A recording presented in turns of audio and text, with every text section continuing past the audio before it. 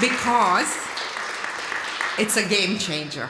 RNAO has been a crucial advocate for RN prescribing, and it's not just because we want prescriptive authority. We believe it's a means to a change. Basically, it's a game changer opportunity for the people we serve. Hello, Doris. Hello. I'm so happy you're here. I'm glad you're here. Okay, good. So RN prescribing finally alive, and we have our first graduate from the RN prescribing. The first RN prescriber just graduated from Georgian College, Will Turley. So here we are with this practice alive and well. And as I said, it will be a game changer for patient access and primary care. So that's what we want to be in the service of. Pay really good attention to it. We will work very closely with RNO to ensure optimal uptake of RN prescribing, because it will change the game for access for population. Third pillar, and I'm very proud of this pillar, is expedited pathways for practitioners, and particularly interjurisdictional and international practitioners. We move this pillar without stealing nurses from other jurisdictions, and I'm personally very gratified for that. So our approach is, if you want to come to Ontario and be a nurse, our approach will be, we will take your barriers away so you can rise to your true potential. However, we will always operate under the WHO, World Health Organization Code of Ethics for ethical recruitment. We will not go to the Philippines, to India, to other countries and enact government contracts to steal nurses. Because as a country called Canada, we should build our own workforce. We shouldn't steal precious HHR that other countries need to manage their own healthcare system. But if people want to be here, we should remove their barriers away. We've done some phenomenal work removing systemic, racist practices out of the way, basically, and enabling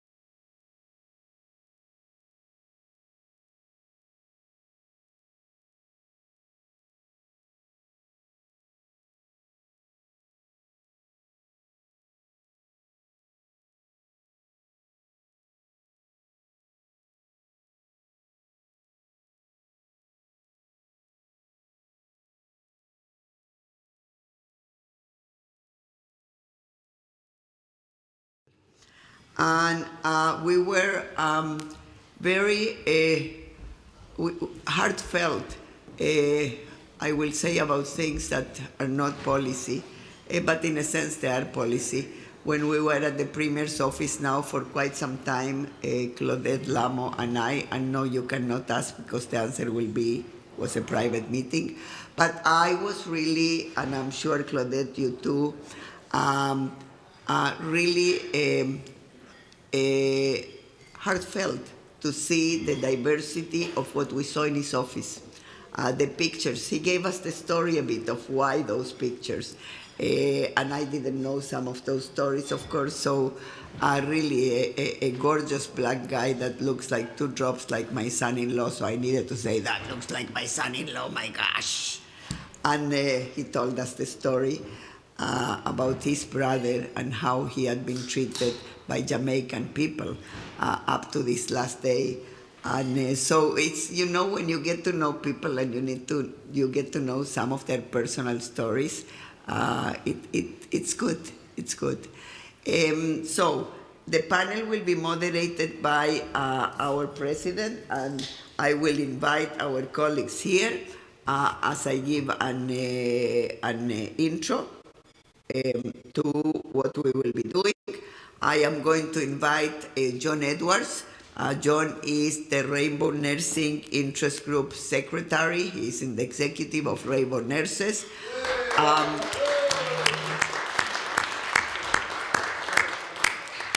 And maybe before he even presents, here you go, you could see it. I didn't realize till last week that he had been 15 years a dancer all over the world. So count on him in the future. I have some good ideas. Lori Zozzolotto, I also didn't realize, well, I did realize because I Googled Lori when she became the chair of the Black Nurses Living Change Interest Group, and I realized she was an actress. Oh my gosh, so here you go.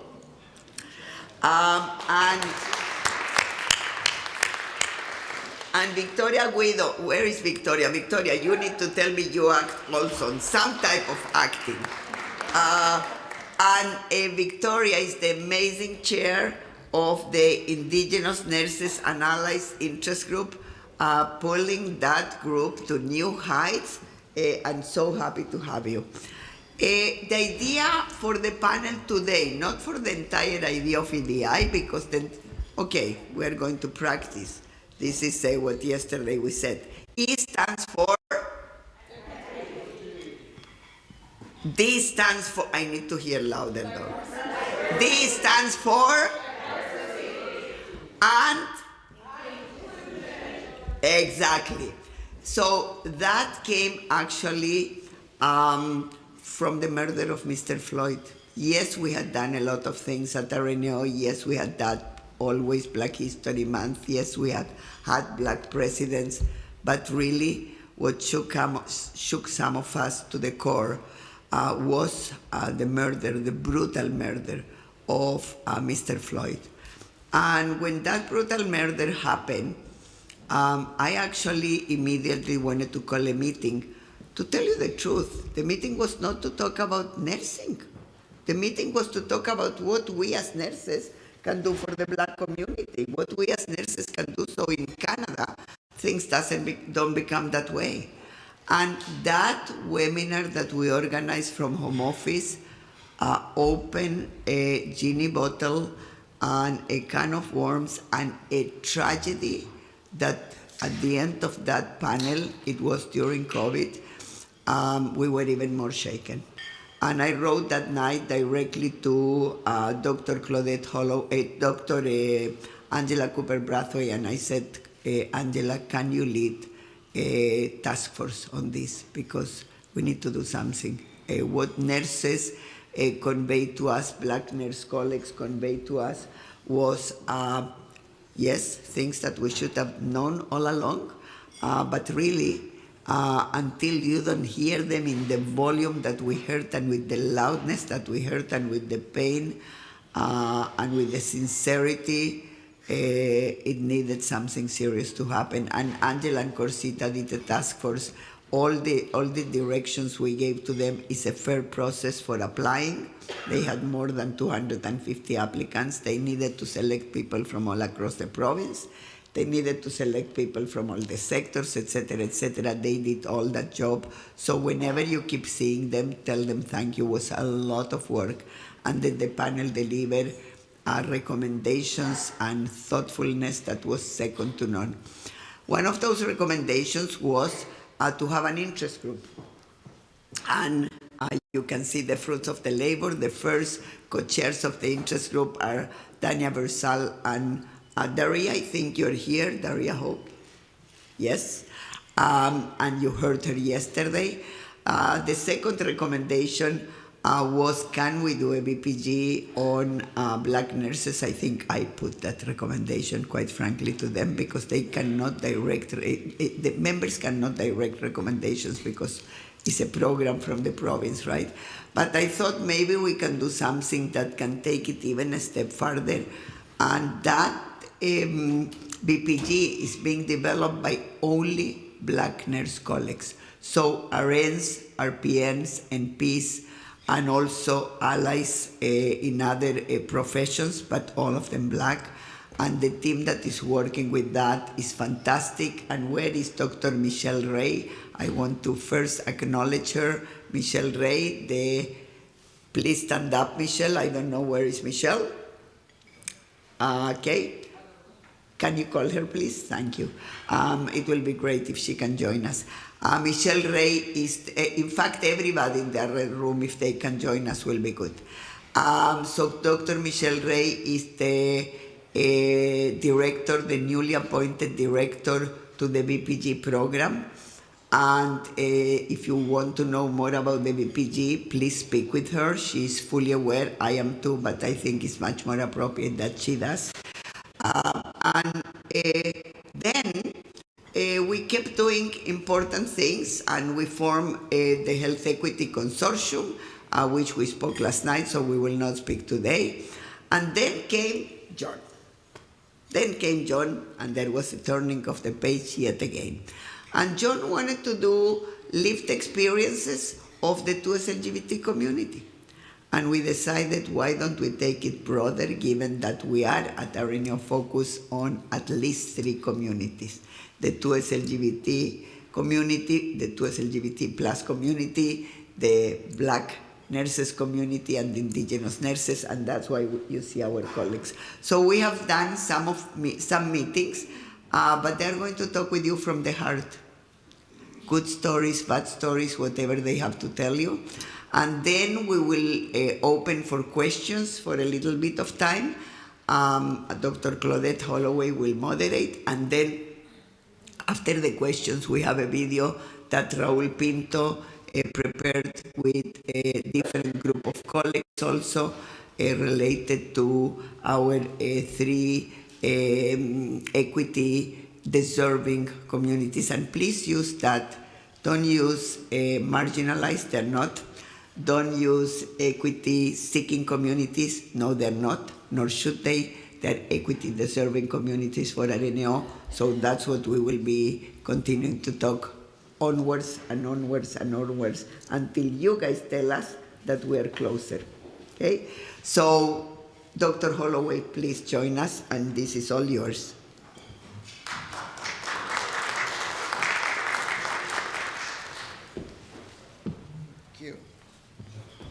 Good afternoon, everyone. Thank you. Sounds like you've had too much lunch. Good afternoon.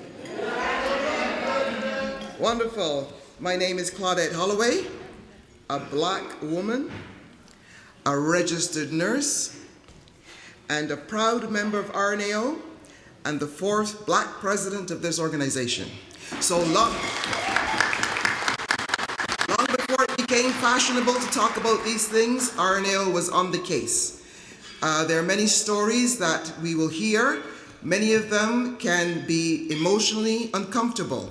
So please be prepared for that, and let's give each other the support that is needed wherever you are sitting.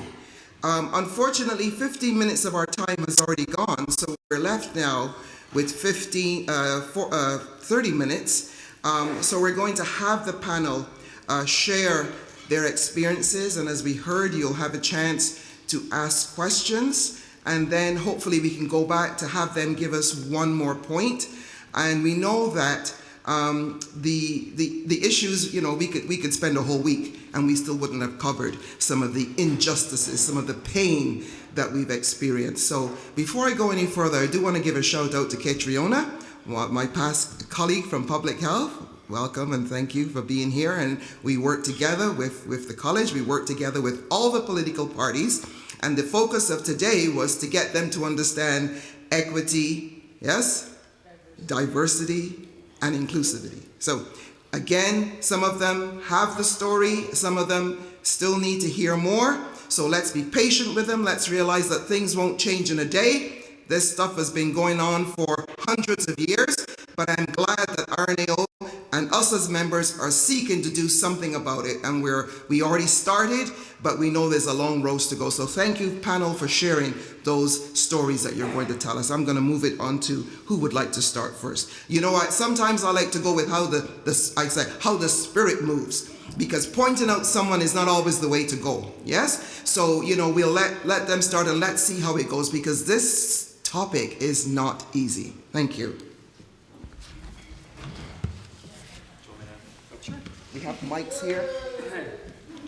Anything fancy I gotta do? Is this working? No. Try another one. Is there a switch? I need a stage manager! Can we get a big one? See? I'm an actor. I need a stage manager. Beautiful. Now you hear me. Still don't hear me. It's muted there. See, you got the face. I promise you I give you the face. Which switch? Oh, now we're good. Now we can all hear me. Hi. Welcome. Do you want to ask me anything or you just want me to talk? I'm going to talk. But please cut me off when you need to cut me off, because I love to talk. Don't worry, I will. Good. I love this. So hi, my name is John Edwards. I'm a gay man. I am a nurse. I've been a nurse for about 6 years. The reason I'm here, and I love that we were sort of introduced with the sort of idea with equity, diversity, and inclusion, and sort of our stories of pain and difficulty. And the reason that I am here is actually a little bit of the opposite of that. Because when I started my master's research, I was really interested in what was the influence community has on gay and HIV positive men. As a man of a certain age, HIV is in my bones. It is in every experience, every story, every movie, every television show that I saw from like the 80s through the 90s. And so that's what I thought being gay was going to be. It's also what my mom, who was a nurse, thought being gay was going to be. And when I came out to her, she wept because she really thought I was going to die. And in fact, you know, history as a dancer, I went through a period of time where I didn't eat very well in college, and I got very thin and came home for Christmas, and Mom went, oh my God. In fact, I was just hungry. And I did all fine. So when I started my master's research looking at communities, and you're always looking into your background research to be like, what are we talking about when we talk about community? And what I found when talking about the queer community, that is the term that I use for 2S LGBTQ, because there's a lot of letters.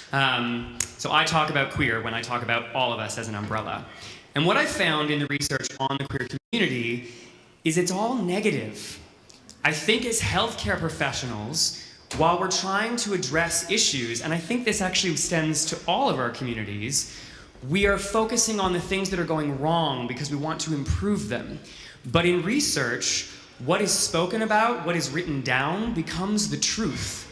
And so if we only speak about the things that are not great in our communities, which in my case was all about mental illness, substance use, lots of HIV, promiscuous sex, drug use, like so many of these things, that's all we were talking about. And as a result, people and the powers that exist above us begin to think that gay men in particular are only mental illness, substance use, and HIV. and this is not true. So that was very upsetting as a researcher and as a person who's a part of the queer community, to think, is this what everybody thinks about me? When I walk into the hospital, is this how all healthcare professionals view me? And in fact, it isn't. And this is part of why I live the way I do, which is to be not necessarily political, but I am loud. I am a performer. I have been in the spotlight for my whole adult life. I'm used to speaking to thousands of people in order to sway an idea. And so I really wanted to sort of share positive stories. So that's what my research became, looking at an organization, the People with AIDS Foundation, and the experiences within that organization that were positive, and how community and being a part of that community helped people. And it, in fact, turned out to improve their mental health, reduce substance use. Yes, HIV is there, but it's wildly stigmatized still, despite all of the incredible advances that we have made in HIV. It is wildly stigmatized. But being a part of a community is a positive thing. It does good things, and I was able to share stories. That was the whole crux of my research, was to gather people's stories. To be like, tell me about what it is like for you to be a gay man in this group. What is it like for you to be HIV positive in this group? And they told me all these incredible stories about the supportiveness, the getting on a bike and going 600 kilometers from Toronto to Montreal, and how rewarding that is. And the fact that it doesn't matter how they're shaped, how old they are, whether they're positive or not. They were able to do it, and they were able to make friends that they didn't have access to necessarily in the broader queer community.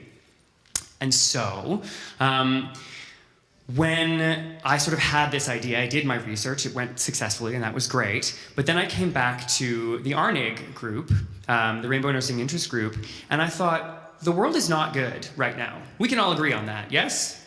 There's a lot of awful things happening in the world. And I thought, you know what? Maybe right now is not the time to discuss our moments of suffering and pain and the sort of trials and tribulations we've gone through. Those things are real. They have happened. They are important. We do need to fix them.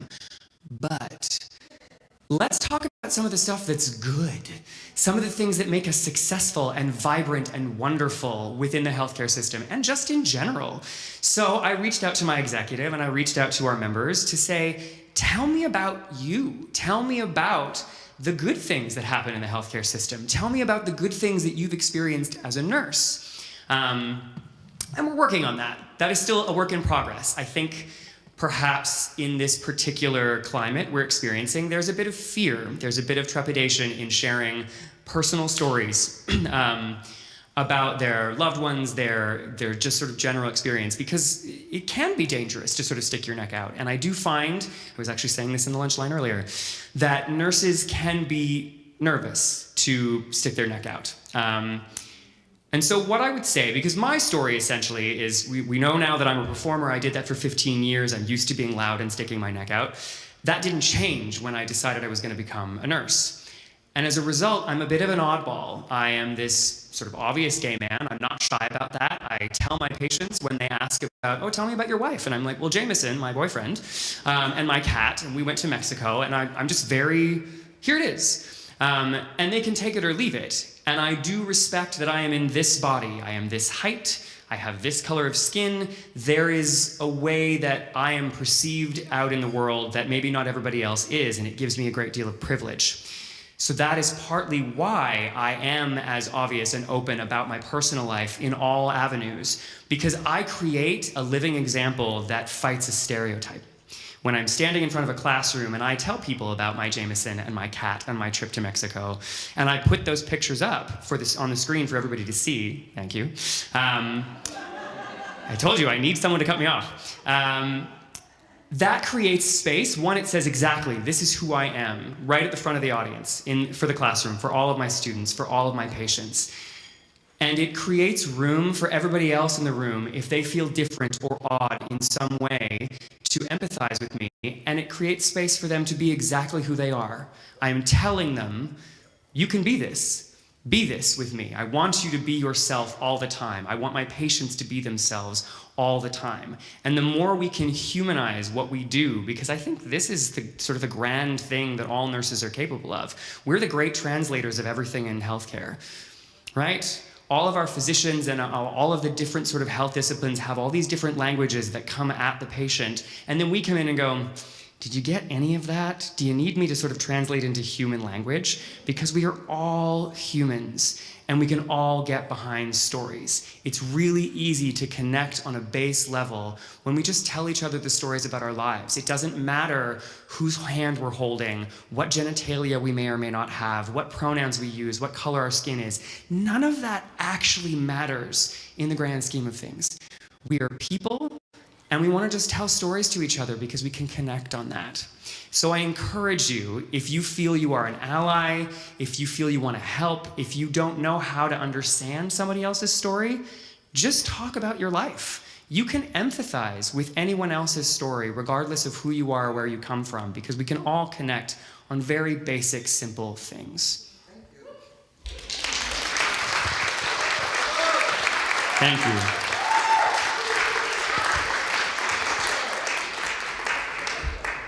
Thank you for helping us to focus on the positives.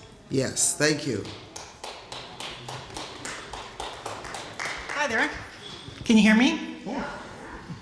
So I'm gonna stand at the podium. Hold on here. I have a tendency to waver. So I'm Lori Zazzolato. I am a Black nurse, and I am the chair of Black Nurses Leading Change, which is an honor. And I told them that if I was going to be chair, that my mandate was that while we've gone through a lot of trauma, that was not going to be our basis, that we are in the midst of the greatest Black Renaissance that our people have gone through since we were released from slavery, and I want to build on that. I want to keep moving forward. That being said, I think it would be helpful for you guys to kind of know the weight that Black nurses everywhere carry. Racism has been a thread in the tapestry of my life and Black nurses and Black people's lives forever. That thread sometimes is very large, sometimes gets really, really thin, but it's always in the tapestry of my life. And sometimes, like I said, it's bigger and I'll go, oh, there it is. And then when I think it's almost gone, it kind of rears its ugly head. I mean, it began when I was 6 years old and we moved to a predominantly white neighborhood, and I was surrounded by 250 Black kids in the schoolyard, and that was the first time I ever had the N-word called. So that was kind of very distressing. And then that tapestry continued on again through school, and then when I decided to become a nurse. I remember it reared its head there again when, excuse me, my instructor at school was telling us all, keep your marks up high. This was in college. Keep your marks up high as an RPN, because that will determine, where you go, what kind of placement you get. So she said, we keep 2 positions just for RPNs who are going to the ER. And I thought, wow, maybe I could get one of those. So I'm the first person in my family to literally break out of the ghetto. So I had, there was no, when you go to college, when you go to school, there was no history of that. I actually didn't know what to do. So I thought, I'll ask my instructor. I said, what do I do to get one of those 2 spots so I get that edge, so I get a good start out of nursing school? And she stepped back, looked me up and down and said, don't even bother. You're not going to get it. So of course, me being me, I was very determined. I got one of the positions and I became the class valedictorian.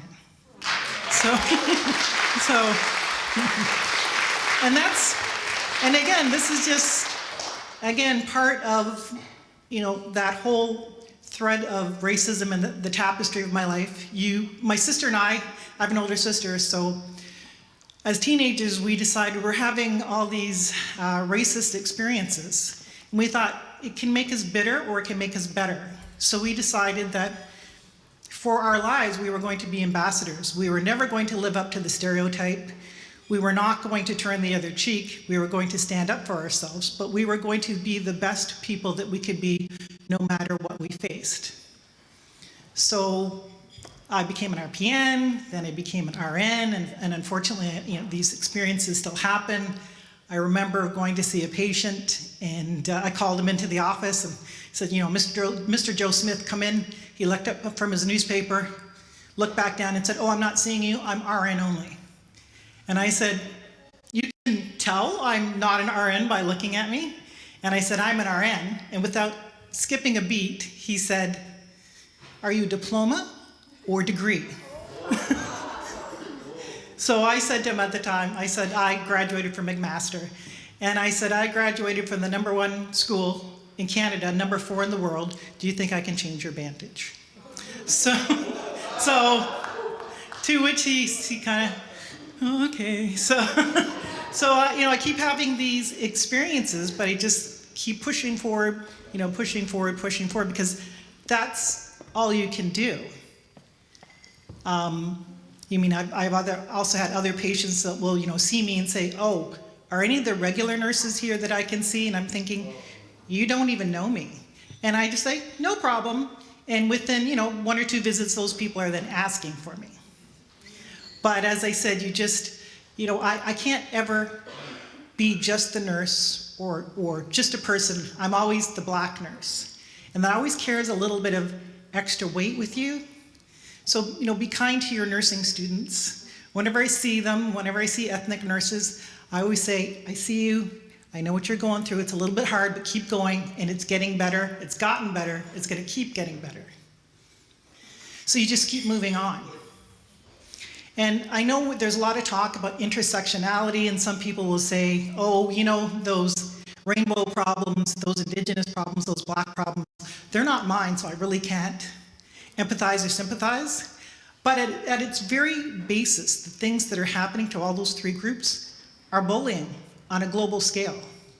So what would happen if we all accepted each other just as who we are and said, hey, show up as your authentic self, be the best person that you can be. I'll help you be the best person that you can be. You help me to be the best person that can be. And if I see something bad happening to you, doesn't matter that you're different or that you're not from my group, I'm gonna stand up and say, hey, that's not nice.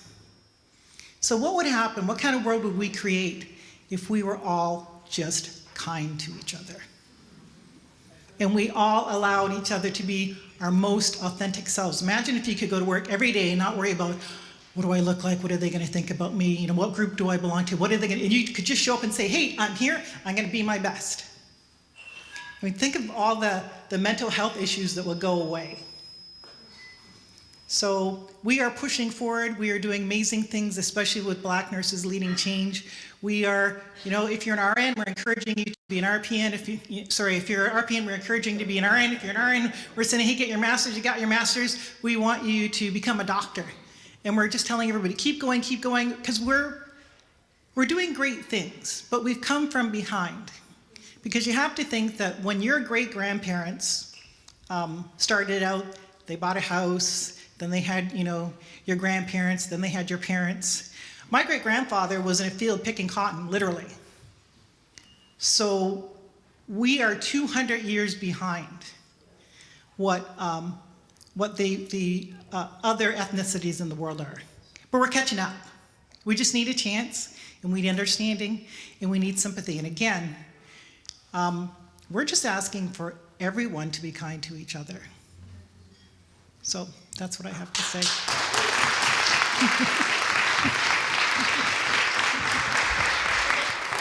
Thank you. It's all about respect. It's all about respect and valuing each other as human beings. I guess I'm last. Is this on? Okay. That was really loud. I'm so sorry. My name is Victoria, and I'm the chair of the Indigenous Nurses and Allies Interest Group. I'm a little bit nervous, so I apologize. I come kind of with a different perspective.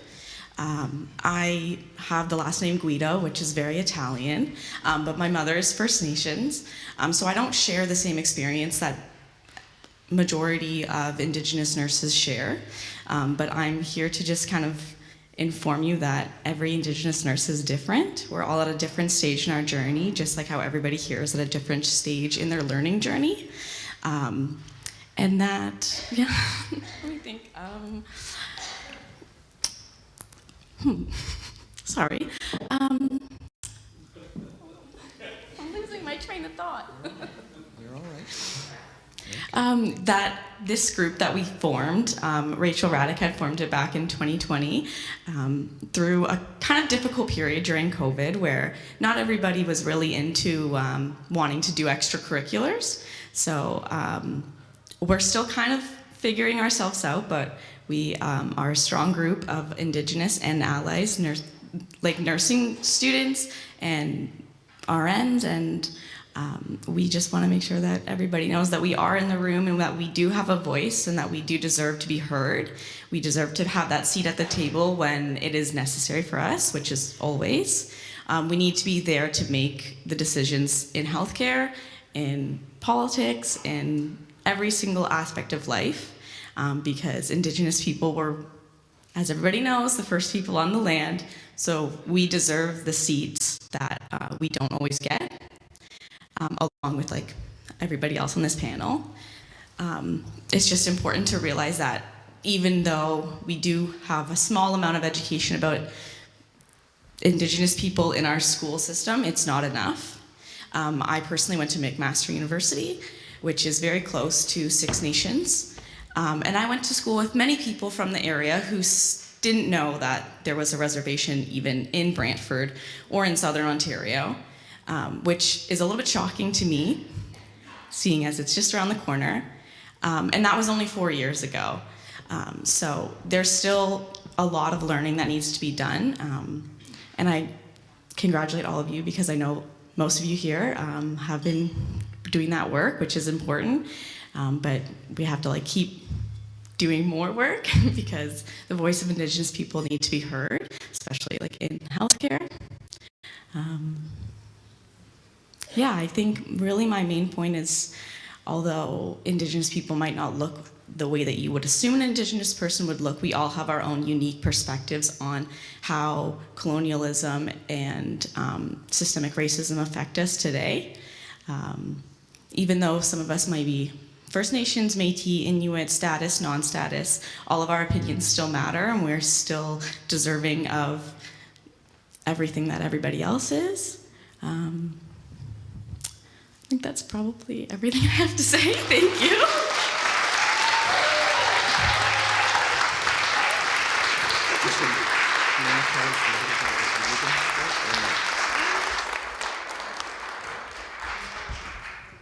Okay, never mind. I'm back.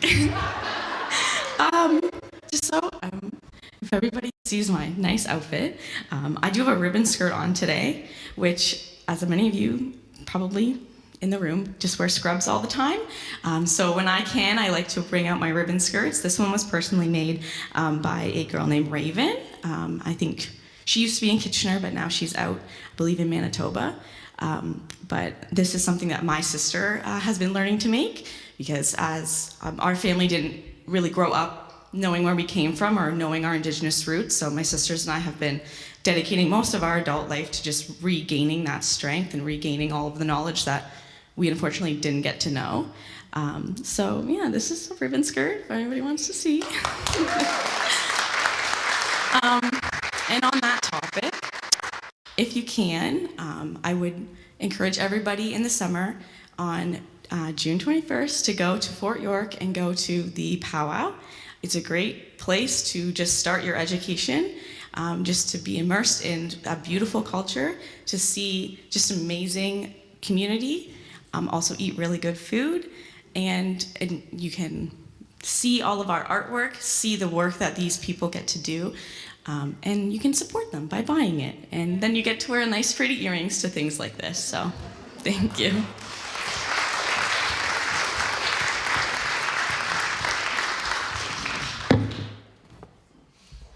Thank you. I'm learning more about the ribbon skirts. Our board member Maxine has taught me a lot about them, and I'm learning a lot.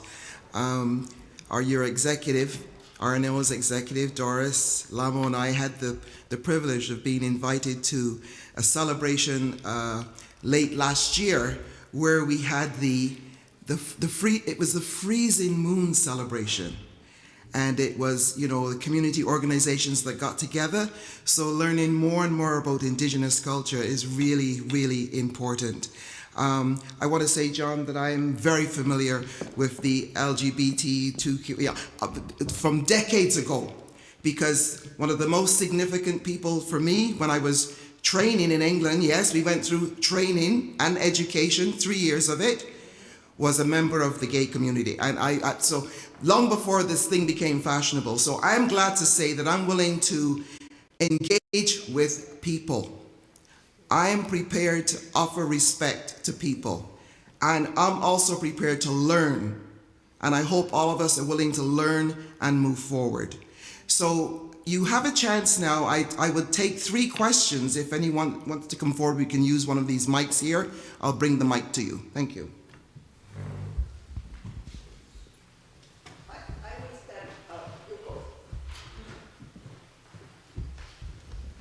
Thank you very much, Victoria. I want to mention for Northern Ontario. I am from Northern Ontario. I'm wearing orange, and our motto is "Every child matters." And we don't have health care in the North. It is very, very scarce, and in fact leaving. And I want to thank you for coming, and I recognize your skirt and the tinkle dress and all the other things. But we have to, as nurses, recognize the need for Indigenous health care, the Métis, and all of, because I actually led the Truth and Reconciliation recommendation for the RNAO 8 years ago. There were only Métis and Indigenous people on, and I heard the stories. And we all read the Truth and Reconciliation recommendations from Honorable Murray Sinclair. And we're still working at it. But I want you to stand, because Maxine's name was mentioned, and she's at the Garden River Reserve, and she's a nurse practitioner. And this weekend, because what they're doing all through the Northern Ontario is restoring the dignity that was removed. And that's what we have, that's a positive. And this weekend, they have invited all of the reservation, all of the public, everybody, to come and learn the gardening. Back to the, and they have the elders and everybody there.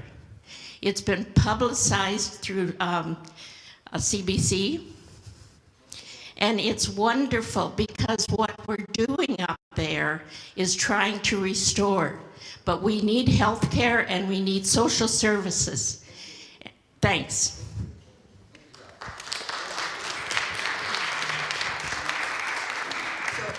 I only have a very quick question.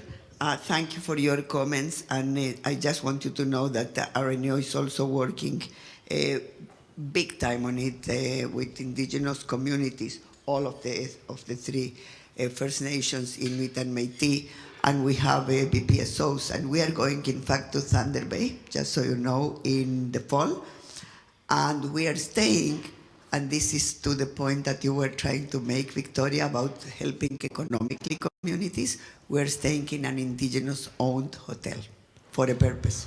And whoever wants to stay somewhere else, they can, but we don't give reimbursement, only in the Indigenous owned. That's the type of action we need to take. The question is, because you all try to focus on the positive, and I want to build on that, I think this world needs it. What was the happiest moment for you as a gay person, as a Black person, as an Indigenous person in nursing, if you can? Because we can learn from the positive moments. They pull their thoughts together. I just want to thank Dot. She has spent a lifetime in service, parishioners, a lifetime investing in people. Thank you, Dot. Let's give her a round of applause.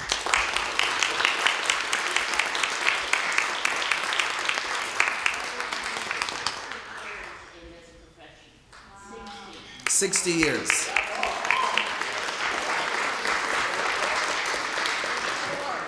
Before OHIM, I was practicing as a BOM nurse. We did not have OHIM. I am seeing it being lost.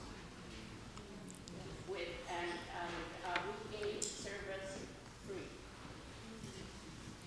And we have to again. We will fight for publicly funded health care. Thank you. Back to the panel.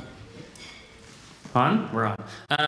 Happiest moment in nursing as a gay man. I honestly think, I don't know if there's like one particular moment, but the thing I love the most is when I'm on the floor and you have a moment with someone who is like you. You have sort of this like, I see you and your husband, or I see this is potentially maybe this is someone who's a lesbian, or I've worked with people who are also transgendered. And when you have that little moment where they clock you as the nurse that's going to work with them, you see this sort of relaxation moment happen where they're just like, I get to be myself. I live for that moment. When there's that little twinkle that says, we see each other. We're going to talk about RuPaul or something. Yeah, that makes me very, very happy because I can see in that moment they now feel safe in my home. And that's what I want for all of my patients, but especially the queer ones. I'm going to give you 2 moments really fast. Number one, I don't do bedside nursing anymore. I work as a clinical specialist for a medical supply company. So the greatest joy I've most recently had is the fact that I travel around Ontario and the eastern provinces. And I have just had so much joy in all of the Black and other ethnic nurses that come up to me and say, oh my God, I'm so happy to see you. I never thought I would see someone in your position doing something like you're doing. I'm going to try. So, and becoming chair of the Black Nurses Leading Change has brought me great joy because I have never been so proud to be Black. I have never been in rooms with such amazing and uplifting people, and I just feel like I can take over the world.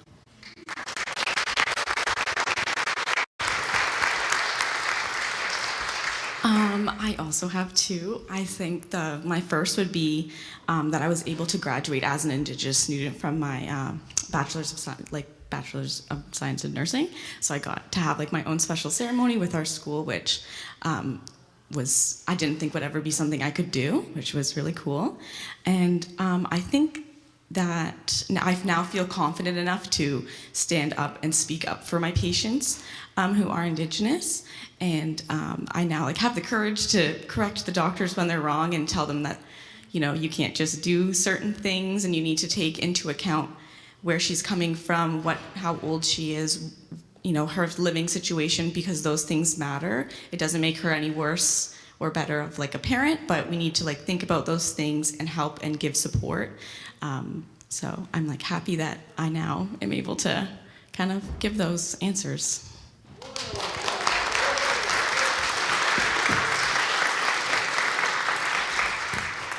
Thank you, panel. Let's stand and give them appreciation. Let's stand, because this is not easy.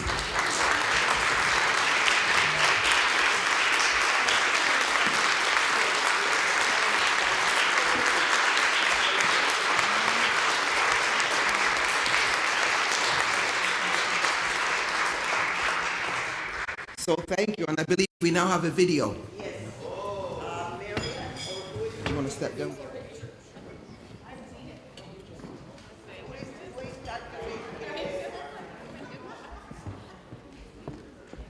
you're doing it. Thank you.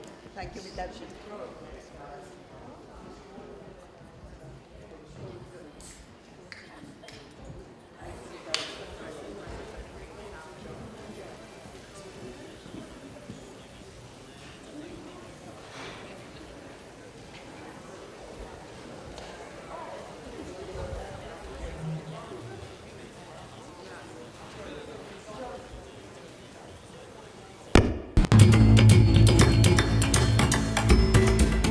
promote equity, diversity, and inclusion within the nursing community, RNAO is showcasing the remarkable stories of those who've often been underrepresented. John Edwards, registered nurse and secretary of RNAO's Rainbow Nursing Interest Group, collected stories from colleagues about their achievements and struggles as part of different minority groups in Ontario. So the initiative of storytelling, what I really wanted was I did my master's research on gay and HIV positive men, and I was looking at the influence community had on their health and well-being. I think especially because of my experience as an educator, as a nurse, I get to work with so many different kinds of people, and I love that. That's the part about being an educator that I really, really get excited about.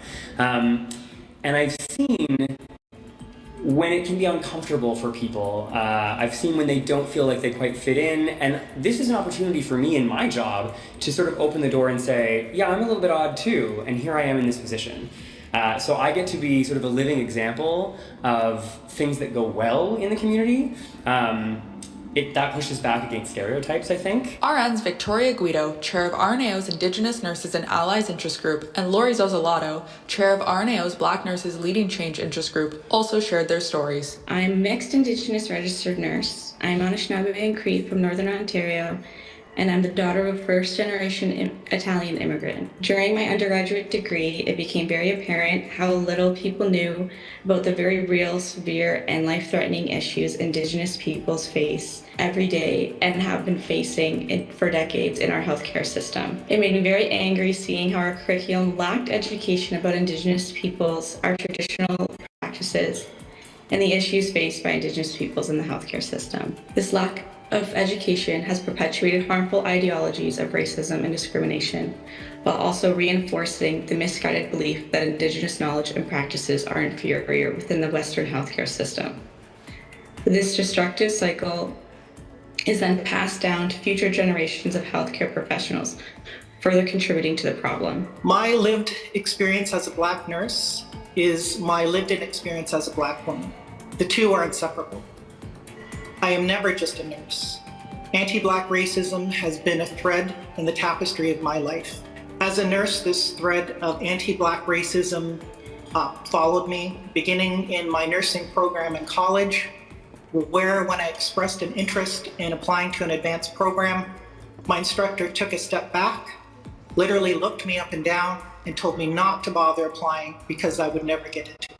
Speed forward to working as a nurse where my caseload was always heavier than my non-ethnic counterparts. And when I asked about it, being told that it was a tribute to me as a skill for being a nurse. Those are the kinds of stories I want to pull out. I know nurses encounter different people and in these different environments, and I want to know what's the effect on you when you are a nurse who's working with someone who's part of the community. Does that feel good for you? Often it does. And then how does your patient respond to that? Do they feel good? Often it is a positive response. At Queen's Park Day, one of RNAO's most important events of the year, John, Victoria, and Lori will share how they're taking bold steps forward in fostering equity, diversity, and inclusion in Ontario's nursing profession and health system.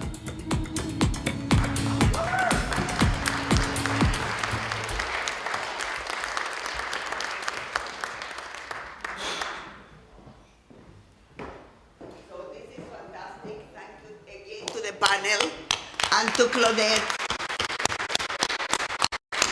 and Michelle Ray, can you put your hand up? Is Michelle here? Okay. Matt, can you ask Michelle to come for a minute? Thank you. I do want you to connect with Michelle if you have interest on the VPG tackling systemic racism against Black nurses. And you do need to you need to identify as Black. That goes without saying. So not allies, but actually identify as Black. You can be a reviewer. The panel is already well on its way, and they're doing work. But if you want to be a reviewer or in any other way, Michelle, put your hand up, please. Thank you so much. As I said, Michelle is the director of the IABBG program, recently appointed by me, and she's amazing, and connect with her. Okay? Some people may be interested, Michelle, in the BPG. And if you want to know more about the Equity Consortium, let us know. I will connect you either with the consortium or with anything. And if you want to know about other activities that we do, look at the In Focus, RNO In Focus page. Raul, thank you for that video. Raul also has been discriminated more than once by accent and by accent, I guess. I guess when I went to the US, I must say, it was fascinating. They thought I should come with the feathers or something. They didn't know where Chile was and what was that thing and how do people live there. But I must say that Canada is a bit more educated. It really is, comparatively speaking. Yes, we have long ways to go, but our colleagues in the US tell us that whether it is about 2S LGBTQ+, whether it is about Black nurses, whether it is about indigenous nurses, or any community that doesn't look completely white and speaks the English that they speak in that state, not even in another state, they really have a harder time than here. And I can attest to that because I was 6 years there, although my family and I were the lucky ones that had a good time on the work that we did and were respected, but that's not the case always. And maybe it was because I was a bit like Lori and I just went for it. And you know, if you didn't like it, well, tough luck. I'm a good clinician. My language may not be good, but I am. So keep going, Lori, and serve as a model for so many others that we need to serve. Serve as a model, role model for others. We will take a 5-minute break unless the minister is here. The minister is here. Thank you, minister. So we will let the minister come this way. I do want to say our president will introduce the minister, but I want to say a few words about Minister Jones. I still don't see Minister Jones. Oh, here, Minister Jones. I was looking there.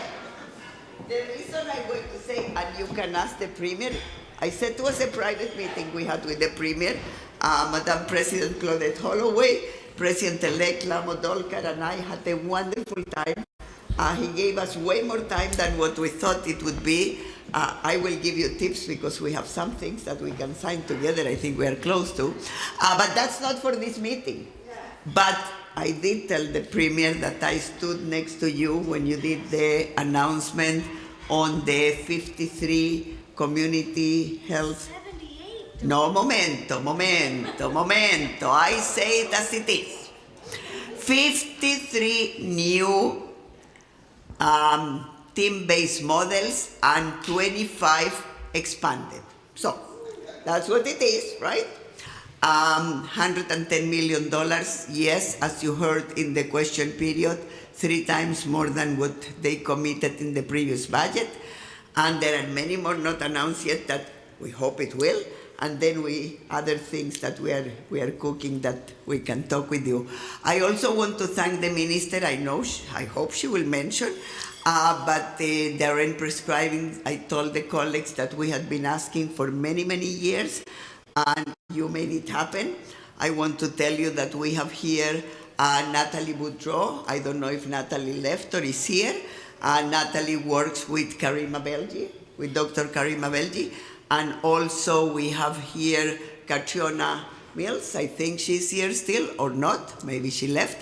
Catriona works at the college and we work as a team. And you were part of that team that made that RN prescribing happen. And we had the first graduated nurse RNAO member. I need to say that. Yes, 2 days ago. So Minister, Claudette, you want to introduce formally the minister? I just needed to talk from the heart. Thank you. Thank you, Doris. And from the heart, thank you, Minister, for all what you're doing for us. And we look forward to working with you going forward to do even more for healthcare and for nursing.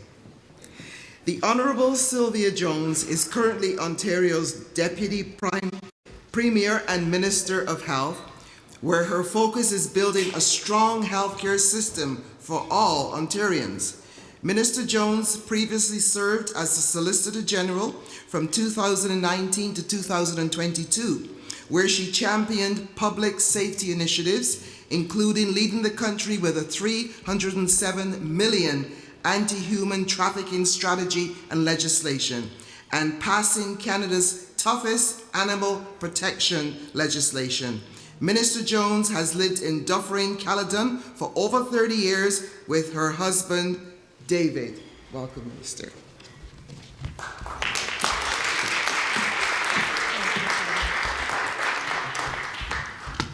Could this podium be any bigger? Thank you, Claudette. Appreciate that. And Doris, for your kind words. You know, I reflect back on how far we have come since I've last spoken to you and your organization. And I have to say, we've moved a lot of files forward. So thank you for your advocacy. Thank you for your work. Thank you for your partnership. You know, this truly does not work if we do not have partners who are willing to work with us and move forward a positive patient experience. So that is very important to me. And Claudette, for your leadership, Doris, it is important that we continue these conversations because we're not done. There are so many opportunities, whether it is in scope of practice, whether it is the potential to continue to expand primary care across Ontario. It's really important that we work on all of these pieces together to make sure that we remember and we are always working towards that patient-centered experience. So thank you for inviting me to have an opportunity to speak to you today and to celebrate registered nurses, nurse practitioners, and nursing students in Ontario. I want to thank again Doris and Claudette for your leadership and for the invitation to join you here for your 24th annual Queen's Park Day. Good on you. Congratulations. Under the leadership of Premier Ford, our government has been making record investments in healthcare. Through our comprehensive Your Health plan, introduced 1 year ago, we are building a healthcare system that provides Ontarians with the right care in the right place by connecting patients to more convenient care options closer to home. To support this, our government has been taking bold action to support and grow our healthcare workforce now and for years to come. And we are starting to see those results. With our plan for the second year in a row, we have seen a record-breaking year of over 17,000 new nurses registered to work in Ontario, and another 30,000 nursing students currently studying at one of Ontario's colleges or universities. Since 2018, 80,000 nurses have been added to our healthcare system through programs like the Community Commitment Program for Nurses and the Learn and Stay Grant, which provides a financial incentive or tuition coverage to nurses, including nurse practitioners, in exchange for a period of service in an area of highest need. Our government is supporting the future nursing workforce while bringing care to communities that need it the most. Working together with 9 Ontario universities, we have added 121 nurse training positions to the primary care nurse practitioner program, bringing the total number of nurse practitioner training positions up to 321 at schools across the province. And I have to say, you know, I just came out of a meeting, and we need to celebrate our success more here in Ontario. So nurse practitioners in Ontario, anybody know how many we have? 5,000. Across Canada? 7,000. That's not 40%. We are leading Canada in nurse practitioners, and we can continue to do that in so many areas. With this expansion, Ontario has more nurse practitioner seats available than ever before, ensuring more Ontarians can connect to high-quality care when and where they need it.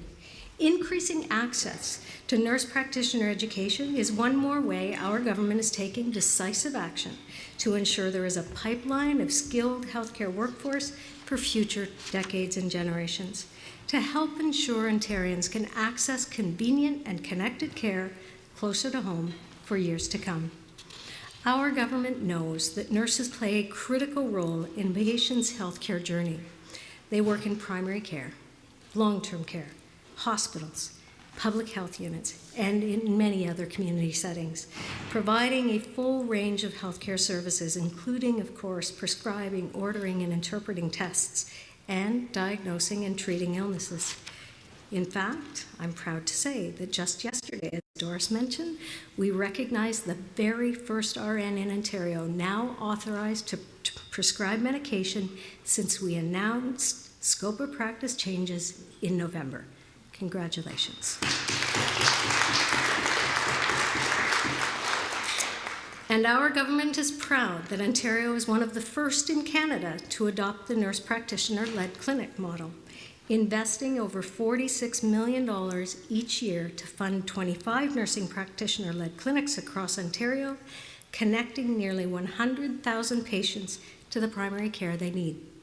Ontario currently leads the country with 90% of people connected to a regular healthcare provider. But while we're pleased with this progress, we know that there is more that we can do. And I was thrilled to stand beside Doris and Claudette, your leadership, earlier this month to announce our government's record investment of $110 million to connect over 300,000 people to 78 new and expanded primary care teams, including nurse practitioner-led clinics and family health teams consisting of nurse practitioners and registered nurses. The Ministry of Health modeling shows that our initiative combined will help connect up to 98% of people in Ontario to primary care over the next several years. We've made a lot of steady progress over the past year, but we know there is more that we can do. Our government will continue to work hand in hand with healthcare partners like the RNAO to take bold action to provide Ontarians with the right care in the right place. Thank you again to our world-class nurses and all of you in attendance today for the incredible care you continue to provide patients and families in communities across Ontario. It is noticed, it is appreciated, and we want to be there hand in hand to work with you to make sure that we continue this incredibly important work. Thank you. Stay well.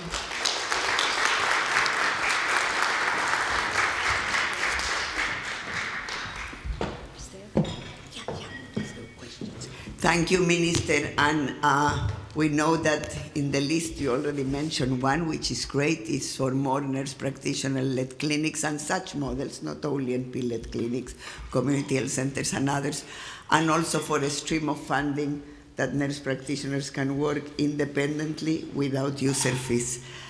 We have this phenomena, and we know the minister has been in the media also disapproving of it, as is RNO, of nurse practitioners opening shop and charging fees. We do not support that, and we do want for sure, though, for them to be able to serve patients. So that's the conundrum, and hopefully we can partner on that and move that forward. As also, hopefully, we can be the first province to have RN prescribing in the curriculum. And that's not a difficult one. We already have early adopters, colleges that want, and universities. The college is quite on site. That is possible to start with early adopters. Let's be the first and show the world what it can be. It would be, just so you know, it would be the first in the world. There is no baccalaureate, there is no RN prescribing in any baccalaureate program anywhere in the world. Let's be the first. We can sign it together. I can't wait for that. It's easy. And it's an easy one, and it's a normal, natural one. Stand up, students. Students, don't take my food, please. I can see from here you're taking my food. It breaks my heart. thank you for taking care of my food. Yes, it's very important. Can I have students that are either in first or second year of nursing standing up? First or second year. Now, let's add third year. I am not going to say 4 because I don't think will happen this fast, but third year. Look, all these colleagues, because we are proposing that the RN prescribing, as is the course, be embedded in the schools in the 4th year. All of them could be the first ones, all their classes, the first graduating. Every year, Minister, and I know you know, but my colleagues may not know, every year we have 5,000 RNs graduating. Just picture what would happen in primary care, in home care, in anywhere care, quite frankly, long-term care, if those 5,000 nurse practitioners would have prescribing authority. Even if not all of them are embraced in their workplaces to do that, even if 60% of them, just picture what that would do to the system. Let's make it happen. It's really easy one to do. Questions for the, and you want that, right? Here you go. Here you go. Okay. Anyone? Yes. Yes, go for it to the mic. Go for it to the mic. There must be a mic. Here, you take this. Hello? Okay. Hi, Minister. Thank you so much for being here. I do have a question about community. So we've talked about attrition. We talked about it earlier today. We were talking about nursing attrition in different sectors. What is your government doing to enhance opportunities to keep nurses in community settings and amplify them, building mentorship and giving them opportunities? Not just nurse practitioners, but also making sure that there's equitable compensation, because we've lost so many community nurses across this province to other care settings, and because of this, we're starting to see an influx in hallway medicine. So when you say community medicine, do you mean particularly home and community care? So not just home and community care and the agencies that they're working for, but making sure that we're building infrastructure for the nurses to stay in hospice care and other areas, because we always seem to forget about hospices. Oh, but I don't. That's because we're annoying. No, that's because I see the value in hospice. And those are areas too, right? When we think about the community settings and like safe injection sites, those community sites that we need to be advocating for to keep those nurses with those high skill sets and the mentorship to build the new nurses that are coming in and the retention. Yeah, thanks for the question. And it's an important one because, you know, we talk about the success of 2 high historic years of nurses being registered in the province of Ontario, many of those international graduates, but it also means there's a very high influx of brand new nurses and clinicians working. And so one of the programs that has been very successfully embraced is the Nurse Preceptor Program, which is basically matching that mid-career, more seasoned clinician with a new grad. And I can tell you from speaking to many in hospital settings and elsewhere that it has been very much embraced. Really appreciate the ability to integrate that very high skill set with a new eager grad who is not familiar with the system that they have in place. In terms of community care, you know, I've spoken to many pending grads, and one of the questions I always ask is, where are you going to practice? Where are you going to go? Because truly, the sky's the limit. You know, you can go to a public health unit, you can go to a hospital, you can go to human community care, you can go to palliative care. We've done some very serious expansions in palliative, increasing the number of beds and access, and most importantly, increasing the operating so that they can have stability in that system and they can have consistency. But to me, it is a system that we have to look at collectively. We cannot have a strong hospital system if we don't have a strong home and community care system. So I hope what you have seen is as we stabilize, for example, wages in the home care sector, we're making sure that we are not unduly influencing or impacting the long-term care sector or the hospital sector. It is very much a balance for us to work, particularly with me, with the Minister of Long-Term Care, Stan Cho, to make sure as we make changes on the hospital and the home care piece, we are not destabilizing other parts of it. And, you know, I guess it's because it's topical, but last month's announcement of primary care really was all about how do we make sure that the only place of access and point of access cannot be an emergency room. We have to build up the primary care expansion piece. And I've heard it over and over. People love working in multidisciplinary teams. Patients love being in multidisciplinary teams.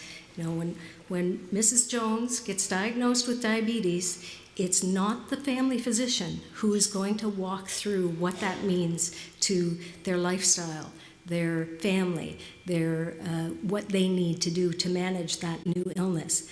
It is an RN, it is a dietitian, it is other people who are working in that same multidisciplinary team, which is why the focus for me with these expansions was very clearly how many unattached orphan patients can you build into your organization with this expansion, but also how can that multidisciplinary team be augmented better to support the patient. Thank you.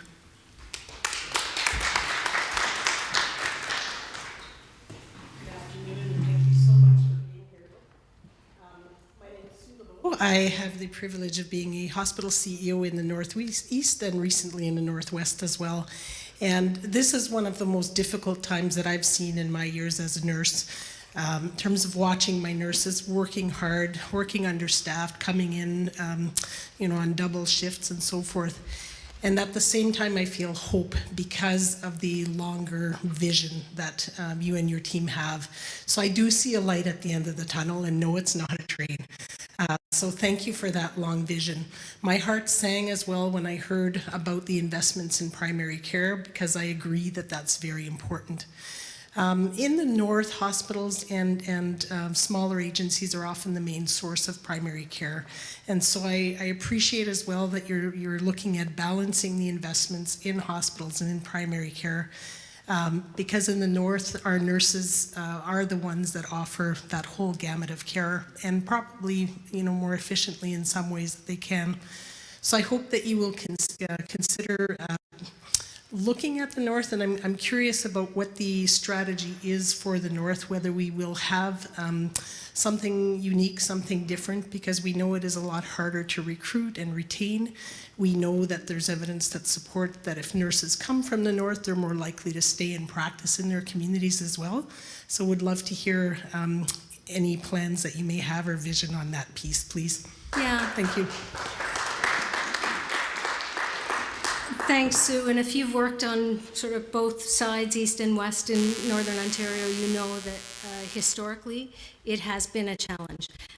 So some of the things that we've done, so of course the Northern Ontario School of Medicine, we know the stats show if you train in the north, you're far more likely to stay and continue to work in the north. The expansion of RN seats in all, frankly, colleges and universities, but particularly in the north, that expansion has happened, and that will take time. I understand. You don't train someone in 6 months, but those types of programs do make an impact. We, of course, have some very specific programs available for Northern Ontario hospitals, and again, there's more work to do. But I am incredibly proud of the Ministry of Health team and Ontario Health, because we have not had an emergency department closure north of the French River in over a year. And that's because people are now starting to work collaboratively. Do we need more? Absolutely. But that type of work really starts to have an impact. with the Learn and Stay program, and I think we talked about this the last time I was here. You know, that program started with only RNs. It's now been expanded to lab techs, and in Northern Ontario, it has been expanded to community paramedicine. So when we see where there are programs and policy opportunities, then we like to be able to think that we can react quickly to make those changes. And listen, I rely very heavily on the feedback of organizations and leadership to tell me where those opportunities are. When I came into the ministry, the nurse preceptor program was very new. Almost everyone I talked to, I asked, how is that program working? Because I want to make sure that as we make those investment and changes, it's actually impacting the front line in a positive way. So keep the feedback coming, because it is really important for us to make future decisions on where we need to make the investments. But you don't have the mic yet. This is I feel like the Speaker of the House. There is a lineup. Thank you very much, Paul Madam Andre, Minister. there is a lineup. Thank you. Thank you. I want to remind our colleagues, all, Sue in particular, and some may remember this, that, and I was telling this to the student also, that we do have the one-to-one tuition reimbursement, right?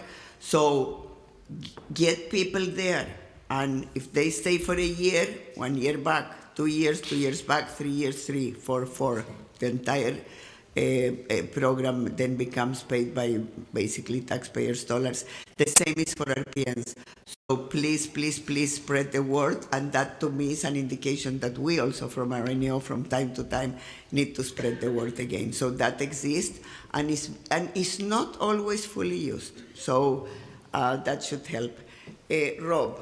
And that Learn and Stay program that Doris is referencing, huge interest and uptake. So be assured you have lots more members who are going to be joining in the years to come, because they are very engaged in the Learn and Stay program.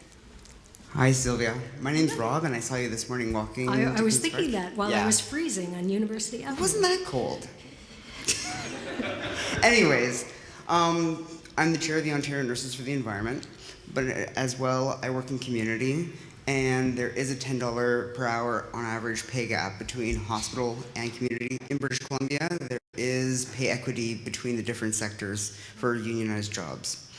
My question, this morning in question period, one of your colleagues mentioned how you guys were doing so well at increasing the firefighters for Northern Ontario, because in Northern Ontario there's a lot more fires. Now, in in Northwest Territories, they had to evacuate because of fires. And they had to evacuate a 100-bed hospital because of fires. ICU patients, diabetes patients, hemodialysis, everything. With climate change, we're having fires and other extreme events. These are putting a huge burden on our healthcare system. We have to be able to adapt so that we are able to surge.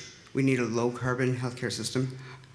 What are you doing to adapt our healthcare system to be low-carbon, but also be able to surge when these large climate extreme weather events happen? Okay, there's a lot to that. So. And then pass the mic. No second question. I'm going to become like the people that manage the video. Speaker of the House. One question at a time, because there is a lineup, and then there are other people coming. So that's it. After our colleague, that's it. No more after. Thank you. So thank you. I feel like I need to take the Ministry of Health hat off for a minute and talk about my previous role in Solicitor General, which had care and control for Emergency Management Ontario. So there has been some very recent work out of Emergency Management Ontario specifically for municipalities to give them funding and investments so that they can do training and purchase equipment specifically for these highly unusual and impactful events that are happening in some of our communities. So that's going on at Emergency Management Ontario. The Premier Ford has often spoken about the 50 capital builds that are happening in our hospitals across Ontario right now, whether it's new, expanded, or renovated. And all of those projects would have and do have a component that talks about how can we manage our carbon footprint. So some of it is easier to do than others based on the type of, whether it's an expansion in downtown Toronto, a little more challenging with limitations on space. New builds, of course, have a different opportunity. There was a hospital recently opened, very small community hospital in Markdale, Ontario. Anyone know where Markdale is? Where it was a LEED building. So that work goes on as we renovate, build new. But it is, we have 140 hospital corps around the province. 50 are in some kind of capital expansion. So as those maintenance pieces happen, then that's where you get the opportunity to do more of the, how do we manage our footprint to make sure that as one of the largest employers in many communities, a hospital isn't part of the problem, they are part of the solution. Thank you. Thank you, Rob. Deb. Hi, Minister Jones. My name is Deb Lefebvre, and I sit on the Board of Directors representing Region 9. I live in Kingston. I wanted to thank you for providing funding to the Periwinkle team-based model of care. I'm a nurse practitioner in the program, and I'm looking forward to providing those skills at that center. RNAO is focused on EDI. We heard from tremendous panelists informing us about how we're going to move toward equity-deserving platforms. I know a Black woman who recently lost her baby due to racism in healthcare. We know that Black women are 4 times more vulnerable to losing their either their lives or their babies during pregnancy. And we also know that many of those deaths are preventable. When I look at the data, it is only American-based. I understand through the media release that our provincial government has received a substantial amount of funding from the federal government. Oh, it's less than 1% of my budget, but keep going. In that media release, though, 4 minutes for everybody before marriage style comes. I'm just wrapping up. In that release, it's noted that a certain amount of that funding would be dedicated to data collection. Will you commit to collecting race-based data so that we know what is going on in our healthcare system with respect to racism and discrimination, so that we can make improvements to eliminate systemic racism? Thank you. Thank you for the question.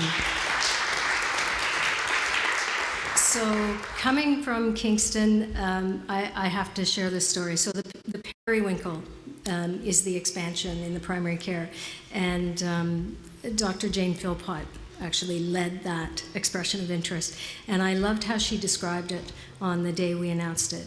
And that was, if you need to see a doctor, you're going to see a doctor. If you need to see a nurse practitioner, you're going to see a nurse practitioner, or an RN, or an RPN, whatever. Her point is that multidisciplinary approach allows that to happen.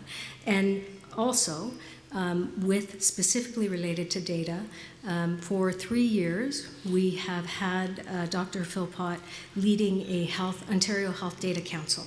And that really is collecting the data that we need from hospital, community, to make equity-based decisions. I just shared with the Data Council yesterday that we are going to be extending their work for an additional 3 years because we have seen the value already in what they are doing. Part of the expression of interest assessment that happened in the primary care expansion included an equity piece. So you will see a number of primary care expansions that were very specific to whether it was LGBTQ, whether it was, there's a First Nations brand new primary care that is happening. That's one of the expansions. So part of the assessment and the grading was based on the health equity and where do we need to do better, frankly, in making sure people access the care. Having said all that, we cannot have different people getting different access to care because of the color of the skin or their gender identity. And so there is a piece that will continue to be educating and ensuring that that cannot happen in the province of Ontario because it is absolutely unacceptable.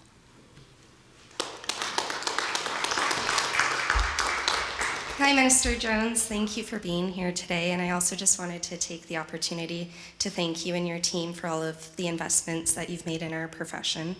It's really appreciated. I have more of a comment than a question. I know that it's no surprise to any of us in this room that we're facing exceptional challenges with not only recruiting but retaining. Again, thank you for those investments. My comment is that in speaking with some of my colleagues, we feel that if the provincial government looked at alleviating income taxes, specifically provincial income taxes, for public nurses, those working in the public system, that this could potentially help alleviate some of the concerns that we're seeing, but also show your prioritization in our public system, and thank you so much. So if this was question period, I would be turning to my seatmate, who is the Minister of Finance, and saying, over to you, Mr. Duncan Palmer. And I would be saying, I signed the check. I will, thank you. Hello, thank you for being here. My name is Geneviève Lucier. I work in Ottawa. I'm a registered nurse first assist, which is an extended role of a registered nurse. We are a funded position in Ontario from the government. I'm just briefing the minister simply because it was an initiative that started before. So I want her to know that it's in operating rooms. And I also want to say... It's like briefing on the fly. Thank you for being again engaged. It was a very active group. We got many positions a few years ago and then it went dormant. You can assume why. And this is why I want to ask. But now it's needed. Okay. So we do the surgical assistant. Yeah. So there's a surgeon and there's a nurse. Yeah. We cost half of what it does for a doctor to assist to the system. I do mostly total joints. And my question is there a plan to get more funding for these positions that not only save money to the taxpayers, but we also give excellent care to the patient in the operating room, and as well retention, because nurses who come in through the operating room see that there's an extended role where we do a whole lot more responsibility, and we definitely make a difference on many levels, from residents to medical students to nurses students to patients to care. Thank you.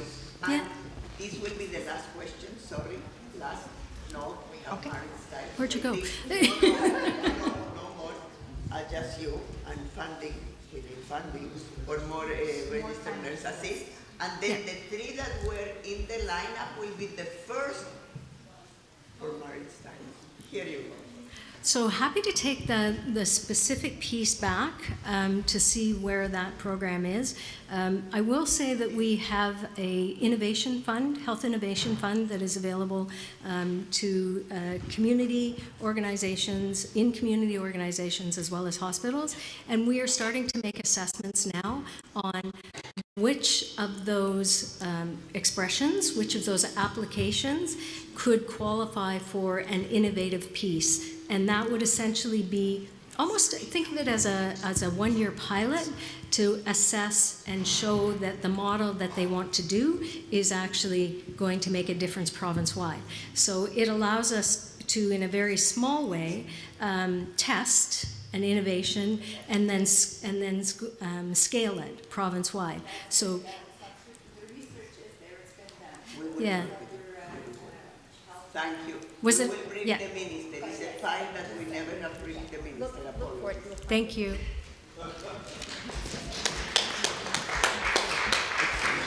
Excellent, excellent.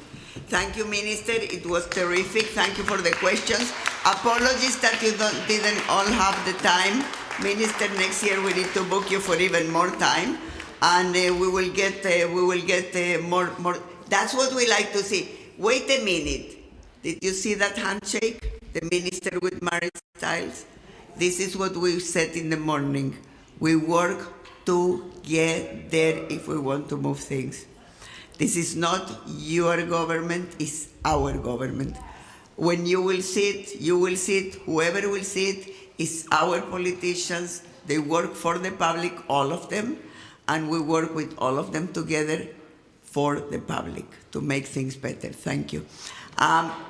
My president, Dr. Claudette Holloway, will formally introduce Marit. Marit was with you guys at the breakfast a bit, and then I will introduce her informally. Thank you, Doris. Or we'll thank her informally, and you can... We'll work it out. So a very warm welcome to Marit Stiles, Leader of the Opposition, of the official opposition, the Ontario New Democratic Party, MPP Davenport. Marit Stiles is the leader of the official opposition and the Ontario's New Democrats. She has been the MPP for Davenport since 2018. Prior to this, she represented the area as their public school trustee. Prior to becoming the leader, Marit has served as the official opposition education critic, partnering with education workers and parents to defend public education. Before entering elected office, Marit fought to strengthen Canada's arts sector and stood up for culture sector workers as the National Director of Research and Bargaining at ACTRA, Canada's Union for Broadcast Media Professionals. Born and raised in Newfoundland, I hope I said Newfoundland right, Marit moved to Ontario to study and find work. She lives in Toronto with her partner, Jordan, where they have raised 2 daughters. Welcome, Ms. Stiles.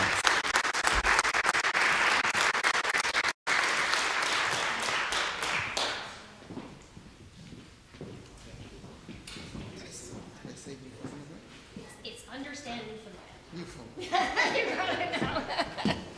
I always say, understand Newfoundland, right? No, you did great. Thank you so much, everybody. It's great to see you all here. I'm welcoming up my colleague, Wayne Gates. He is MPP for Niagara, but also, more importantly, our critic for long-term care. And really, such an incredible advocate for long-term care. I wanted to make sure he had a moment to say a couple words too, and answer your questions. Listen, I want to start by thanking Dr. Holloway Lamo, who I just want to say I met a wonderful nurse practitioner and president-elect. We met in the fall at Humber River, and just so inspiring, and of course to Doris for everything. But look, I am just thrilled to be here with you today. I was thinking back, and I think that this time last year when I addressed this group, I think it was probably one of the first big events, meetings that I actually spoke to after I became officially the leader of the opposition and the leader of NDP in Ontario. And I felt, I was very nervous, actually. I don't know if you could tell, but I was a little nervous because, I really respect the work you do. I know that you were going to have tough questions, or hope you do again. And also, I just, it's an issue that in terms of the things that I care about and where I see our priorities going forward for the next 2.5 years till the next election, and hopefully after we form government in 2026, is healthcare. It's healthcare. And you are at the front line, not just as the workers, but also as the advocates, as the visionaries, as the experts. And I really, many years ago when I was much younger, I worked a little bit in health policy and had the benefit way back then of being able to rely on the excellent research and work that RNAO was doing, also under the leadership of Dr. Greenspoon. And I just want to thank you from the bottom of my heart for all that you have done up till now and all that you continue to do. Yeah, give yourselves a round of applause, please. I know you've had some exciting panels and conversations. Can I just get a show of hands? How many of you, is this your first Queen's Park Advocacy Day? Wow, that's impressive. Well, congratulations. Did you find yourself, were you able to find your way around Queen's Park? Yeah, mostly, right? Well, listen, I want to thank you for all that you've done. As you could probably saw this morning, I assume most of you were at question period. The entire NDP caucus, all 28 of us, are working very hard to address, I think, the myriad of issues that are facing our public health care system in particular. And with Wayne as our long-term care critic, with France Jelena as our amazing healthcare critic, and may I just say, she would be here today if she wasn't on a flight back to her riding of Nickel Belt because she injured herself in a snowboarding accident. And those of you who know France will not be surprised by this. But she injured herself and she's got to go back and have it looked at. But otherwise, she would be here with us as well. And she was here this morning, and I'm sure you heard her question. She's fantastic.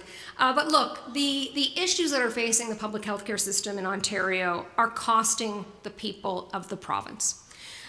Who don't know whether an ambulance is going to come in time or whether an emergency room will be open when they turn up or whether they're going to get to see a nurse or a nurse practitioner or a doctor or anyone without spending a whole day in a waiting room. And we see also, of course, a lot of promises that are made over the years, but we're seeing while those promises are being made, we're seeing clinics close. Just last week, I had a group of retirees and steelworkers from Sault Ste. Marie who founded a clinic in Sault Ste. Marie, who are now seeing that clinic losing doctors, losing nurses because of underfunding, because they cannot attract people. And at the end of the day, that's going to mean 10,000 people in Sault Ste. Marie are left without primary care by May. So, and then today I raised it, maybe you heard me raise the situation in Perth.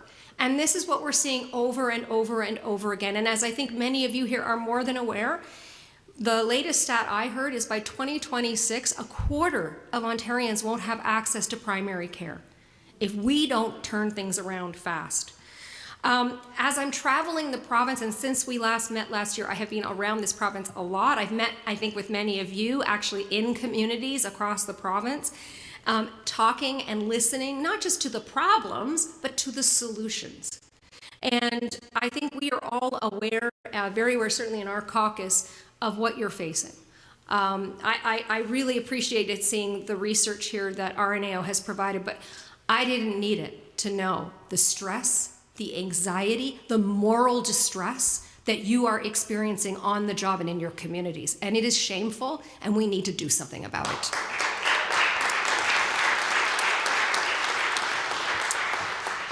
Hospitals and long-term care are desperately understaffed, making Ontario's ratio of registered nurses per capita not one of the best in Canada, but one of the worst. And this simply cannot go on. Status quo, I like to say, is no longer an option in Ontario, and I'll talk about that a bit more in a minute. But I want you to know very clearly that Ontario's New Democrats are committed to pushing for solutions that will actually not just create a dent, but actually transform our healthcare system for the better. As I just said, all of us in the room know some of the solutions. You are the experts. And the evidence-based work, the data-driven work that you do, the extraordinary work of the BPG, the BP guidelines, like all of this expertise, this excellence that you promote is so, so important. What I find so very frustrating is that the solutions are right there before us. The government could start to fix this mess right now if they wanted to. But just increasing funding for our public hospitals alone, it would make a big difference. But the truth is that we need to see that expansion of community health centers, of nurse practitioner-led clinics. And you know, more importantly, what we need to do is stop the Ford conservatives from doing what they're doing right now, which is funneling millions of those public healthcare dollars into the private sector.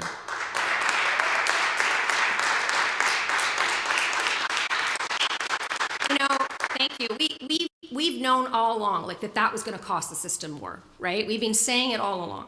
But we have the evidence now that it's been in place for a little while from the Ontario Health Coalition, data that shows us that what this government's actions are actually costing us.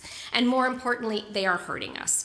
Premier Ford increased funding for for-profit corporate clinics, hospitals, etc., while at the same time imposing those wage cap bills, those cuts, leading our public healthcare system into deficits. And I'm going to tell you, and you know this, but as I travel around the province, and I've been raising the flag on this for, I don't know, at least the last 6 months, I am hearing more and more from especially small rural hospitals who are saying they don't think they can make payroll. Something is deeply wrong with the system when we are hemorrhaging our public health care dollars out like that and we are not getting the return we need.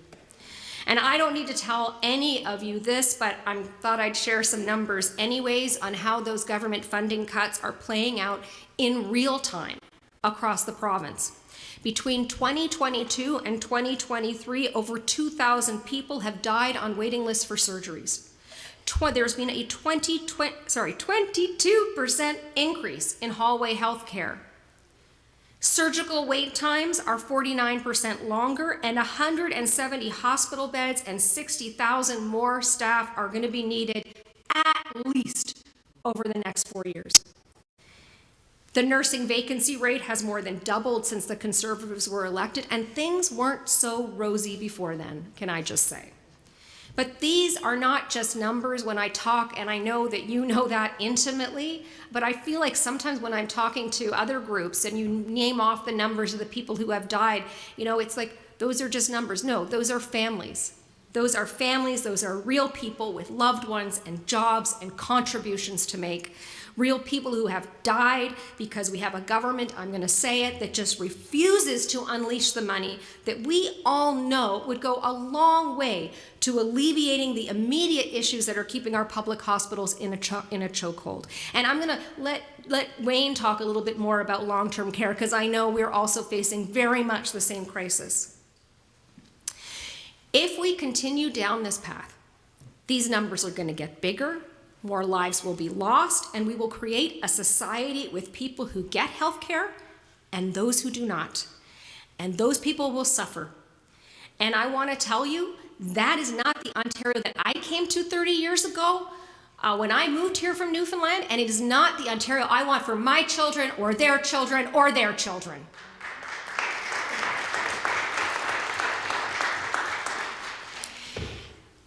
The NDP is the party of Tommy Douglas, right?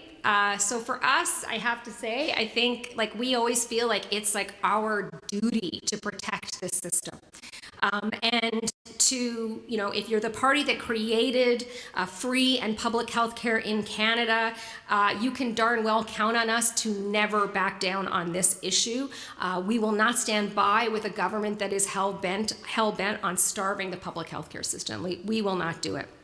Now, I want to recognize how hard you've been working. I did that at the start. And I want to also recognize the time you're giving up here today to be with us. Because, you know, in a past life, I did a lot of this as well. For different issues that I was working, I would come to Queen's Park or go to Parliament Hill and lobby and talk to people and hope they listened. And you're giving up time with your families. And I want to thank you because many of you are very active in your communities on these issues. I want to thank you as well for your contribution there. But look, there is a lot of work to be done, and I want to talk a little bit about the solutions as I see them. Obviously, we've been calling for increased funding for nurse practitioner clinics.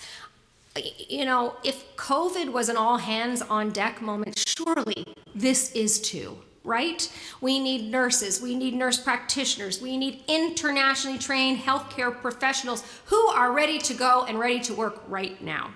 There is so much, and I want to congratulate RNAO. I know you had a really interesting panel earlier, but I want to thank you for taking the time and making one of your focuses here today addressing equity and diversity and inclusivity in healthcare.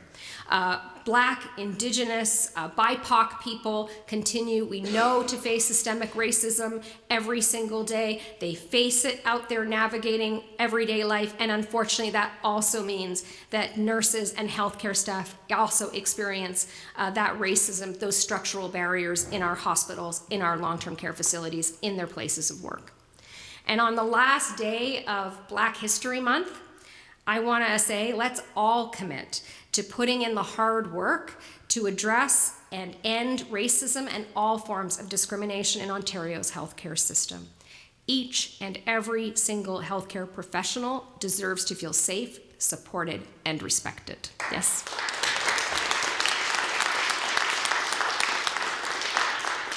I also want to do a big shout out to my colleagues in British Columbia, because they just brought in nurse-patient staffing ratios. Yeah, and I am darn proud of that. I think we all are over in the NDP caucus. But you know, I think it's important to mention it, not just because they're New Democrats, but that is definitely part of it, but also because, look, you know, they're showing that there's other ways to do this, that it is possible. And when government officials sit down with you, and I'm sure, I suspect you may have heard this a few times today, and they say, well, we can only do so much, there's only so much money, there's only so much time. I would challenge that. We have done big things in the province of Ontario, and we can do big things again. And so I want to wrap this up for a moment by just saying a few things to you about my vision. Government after government, I think, have shortchanged us enough. They tell us that we have to settle for less than better. They want us to believe that the answer lies in privatization. And by the way, they may have created the chaos. We all know that's far from the truth. We know not only what needs to happen right now, but we are also going to work together with all of you to build a vision for the future of public health care. As I said at the beginning, I mean, clearly the status quo isn't good enough, but I really do want to challenge all of us to think about what a healthcare system that really works for Ontario, that works for everyone, actually looks like. You just saw Jagmeet Singh in Ottawa leverage his power in Parliament to push and actually, you know, move the needle forward to get us a public universal pharmacare program in this country. That is exciting. Universal dental care, making mental health part of our public healthcare system. You know, these seem like these are not pie in the sky ideas. And I will say, as Doris noted, when I came in and I shook hands with the Minister of Health, absolutely, we need to work together. And when you have these unique moments like we're seeing in Ottawa right now, where actually a government has to work with other parties to get things done, like, yes, we can actually accomplish things that way if we work together. If we work together and come up with innovative and creative solutions to the problems that we're facing. We need to build this vision of the future of healthcare on the expertise of frontline healthcare workers, of RNAO, on data and on evidence. We need to not only rebuild what we're losing, we need to revolutionize it. And with that, I want to say again, thank you so much. You can probably hear what I'm saying is I'm tired of half measures. I want to build a vision so that in 2026, and I'll work real hard with Wayne and my colleagues, and we'll try our best to keep things moving forward and not backward. Well, I will say, I intend to have the government reverse course on one more big policy, and that's the privatization of healthcare in the next year and a half. But I'm tired of these, bad decisions and then rolling it back and changing everything every 4 years. I want to revolutionize our healthcare system, our public healthcare system in Ontario. I can only do it with you. And I want to thank you again for all the work you're doing. Thank you so much, and thank you for looking after the people of this province. Thanks.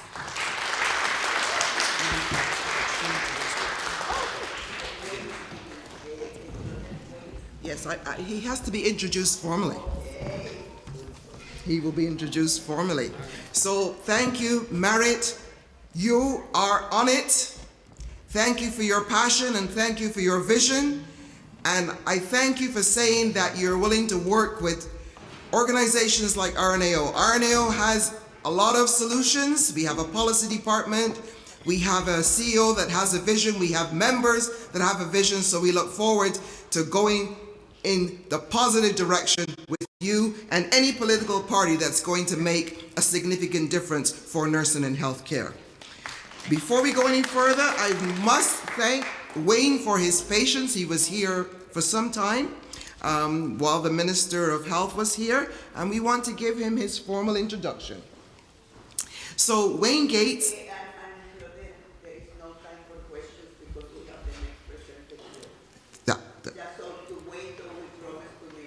Yes, okay. So Wayne Gates, long-term care, retirement home and home care critic, Ontario New Democratic Party, MPP for Niagara Falls. Wayne Gates is the member of Provincial Parliament for the riding of Niagara Falls, which includes Niagara Falls, Niagara-on-the-Lake, and Fort Erie. He has the unique distinction of being elected twice in less than 6 months, first by winning a by-election in February of 2014 and then again in the general election 4 months later. He currently serves as the critic for long-term care, retirement homes and home care. Prior to his election, Wayne served as a city councillor in the city of Niagara Falls. Before entering politics, Wayne proudly represented the membership of Unifor 199 as their local union president for over a decade.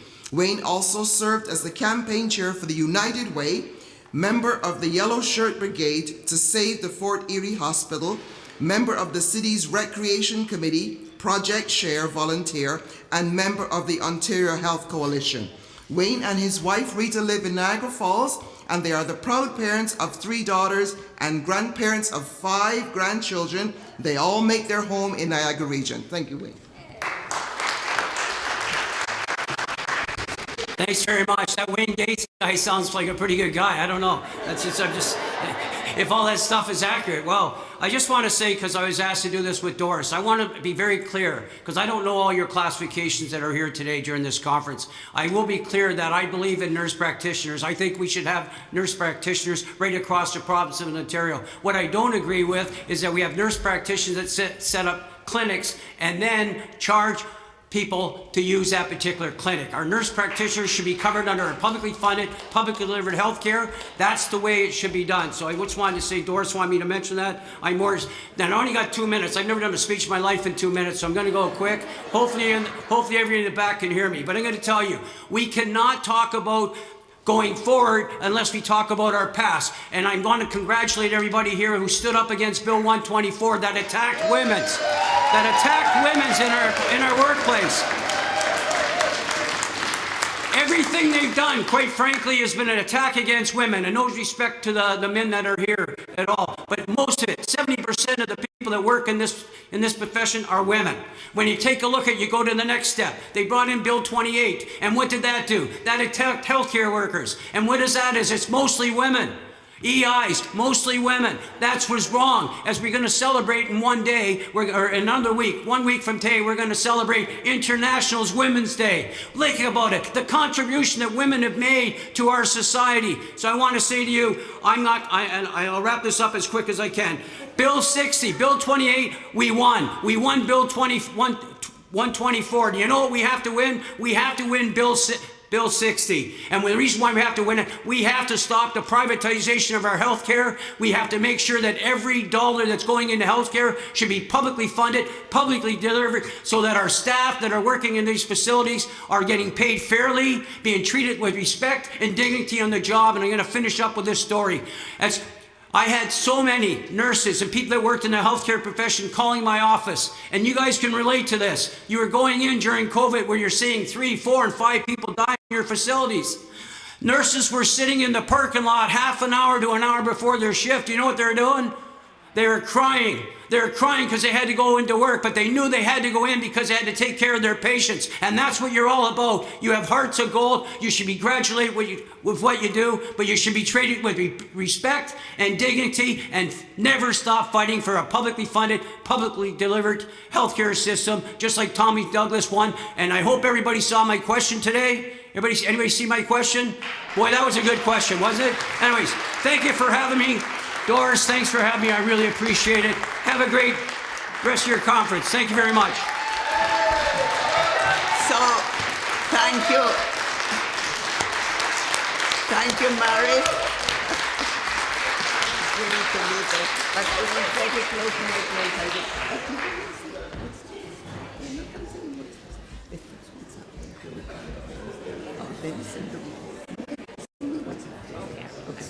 Sister, thank you. Thanks for having me. I appreciate it. Well, I can tell you one thing. If you meet Wayne in the street, doesn't matter in which city, because I was certainly not dressed like this. I was just going with Ricardo, and I see Wayne, here he stops me. So I told him when I go back again with Ricardo to see theater this summer, I'm going to dinner with him and Ricardo. Here you go. Here you go. Thank you so much for the passion and for the comments. And yes, we will continue to push, no doubt. And yes, we will continue to work collaboratively. But I do need to say, Marit, I do need to say, we also had wins. I need to say it because if we don't, it doesn't speak well to RNO. We won RN prescribing. And you are going to help us keep pushing that we want that now as part of the baccalaureate education in the program. We won 53 team-based clinics and 25 expanded. There is 100, just so you know, because I know, 100 proposals ready to be approved. Not all of them are good, not all of them are good, but many, many are.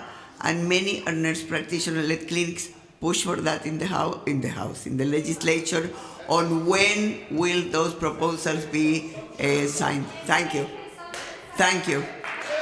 Thank you. And now we are going to introduce, I don't know if Bonnie is here. Here you go.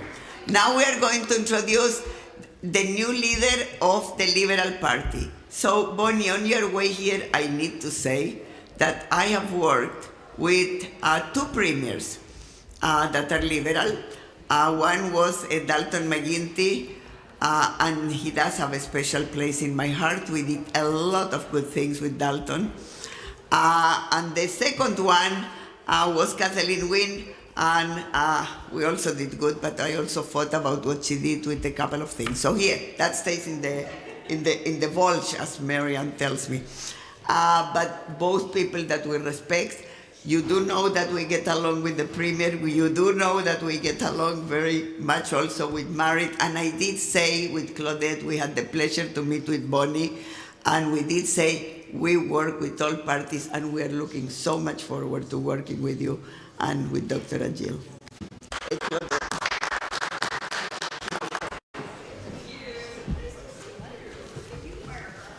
Thank you. So I will introduce both members, and then we will bring Bonnie forward. So, Bonnie Crombie, leader, Ontario Liberal Party. Bonnie Crombie is the newly elected leader of the Ontario Liberal Party.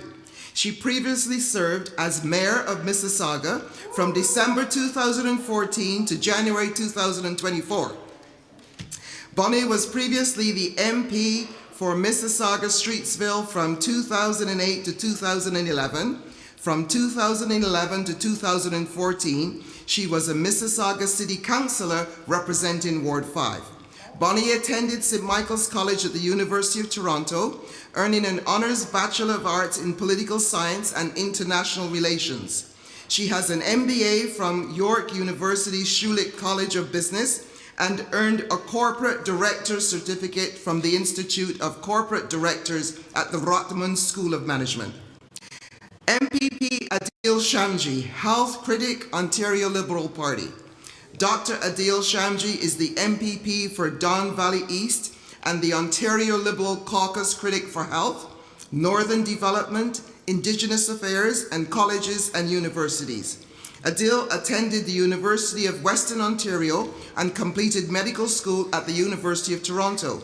After having spent his earlier years providing healthcare on Indigenous reserves across Canada, Adil most recently served as an emergency physician and the medical director for 11 homeless shelters in the city of Toronto. In addition to his role as physician, Dr. Shamji worked as a faculty member in the School of Medicine at the University of Toronto. So we'll first welcome Bonnie.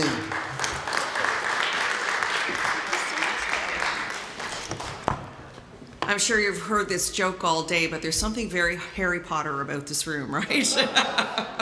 No kidding. Actually, my son went to university here, so I'm very pleased. Quite a place. Wow. So good afternoon, and a very huge thank you to both Doris and Claudette for inviting me here to speak with you and our team.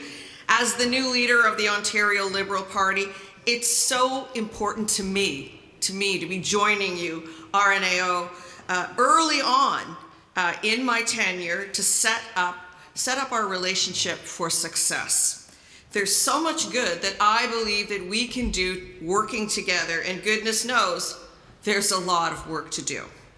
I don't need to tell our nurses this because you already know it too well and unfortunately firsthand, but there is a crisis in our healthcare system.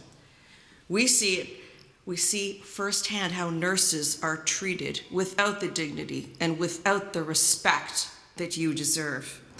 Amongst Canadian provinces and territories, Ontario has by far the lowest registered nurses per capita and continues to fall further behind the rest of Canada. Ontario would require 25,000 more RNs just to catch up with the rest of the country. Those two facts alone are a terrible indictment of what is occurring under this government's watch. And what's worse is that it's deliberate, a result of intentional choices by Doug Ford and the Conservatives. Ford and the Conservatives withheld needed funding for our hospitals.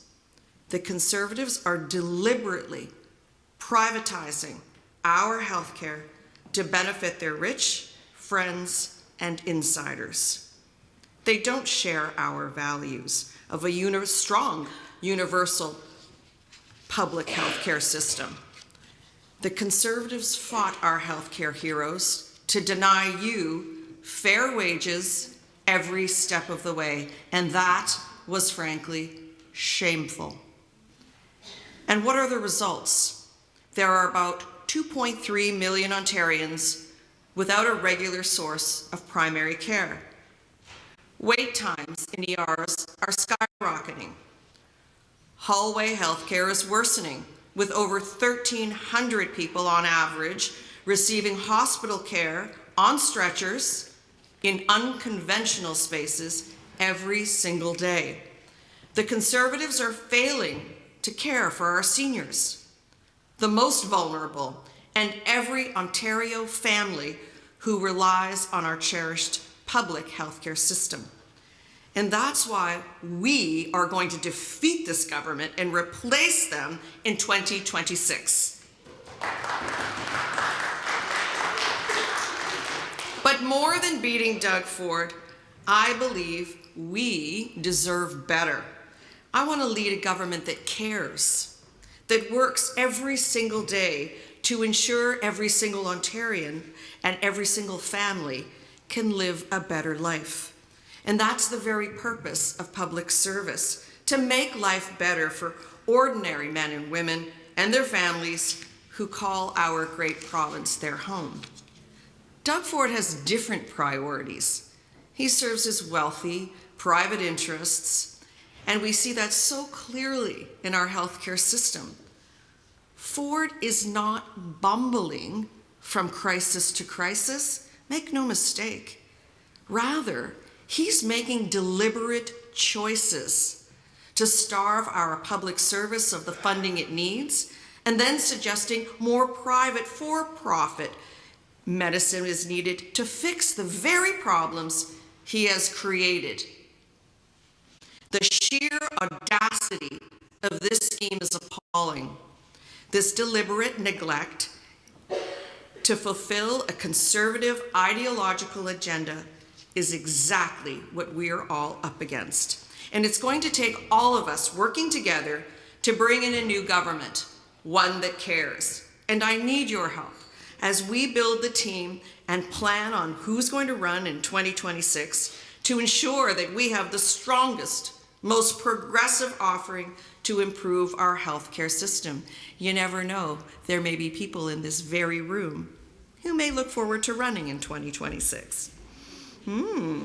There is no healthcare system without our registered nurses. And I commit to listening to you, as I did when I met with Doris and Claudette, hearing your concerns, but also hearing your ideas, because of course you are on the front lines. And I also have a few simple pledges to share with you today, since it's still early in my tenure as leader.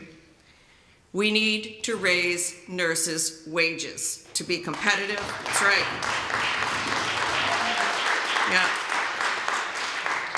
And we need to address these for-profit temporary nursing agencies. I want the public system to be the system that you know that has your back, that pays you a fair wage, because you always have our backs. What happened with Bill 124 was utterly unacceptable. The Premier and his government spent all of the pandemic telling you that you are healthcare heroes, and you are, but yet they fought you in court every step of the way, and it was demoralizing, it was unfair, and ultimately it was ruled unconstitutional too.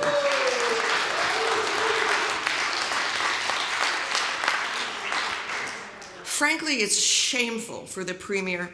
He couldn't even bring himself to apologize for taking you to court and suppressing your wages, keeping them down. Because let's be clear about this. Nurses are the ones that are there for us. We need you. And we need a government that is there for you in return.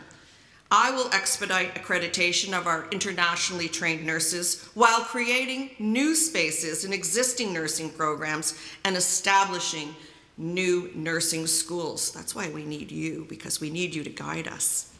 The government I lead will ensure the province supports programs that incentivize nurses to stay and to serve those small and rural and remote communities, such as by offering nursing students free tuition in exchange for serving in underserviced communities upon graduation.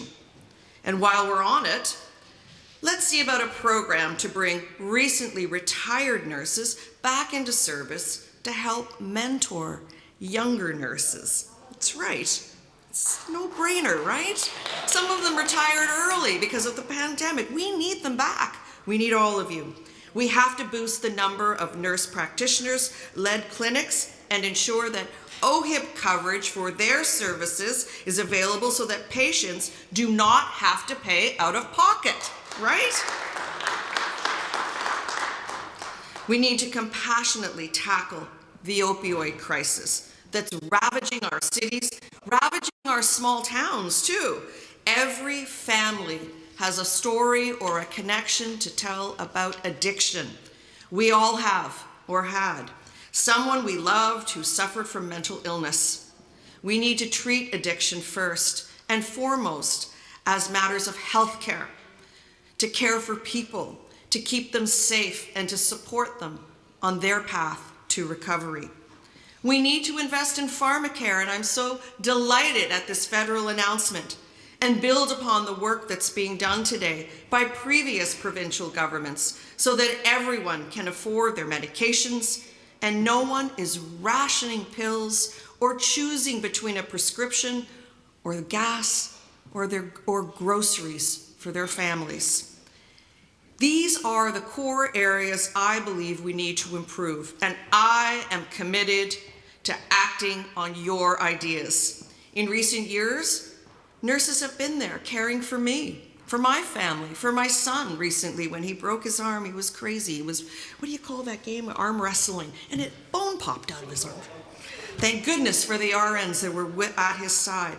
And my 88-year-old mother, who seems to always require attention and care, especially when she had hip replacement surgery a year or so ago.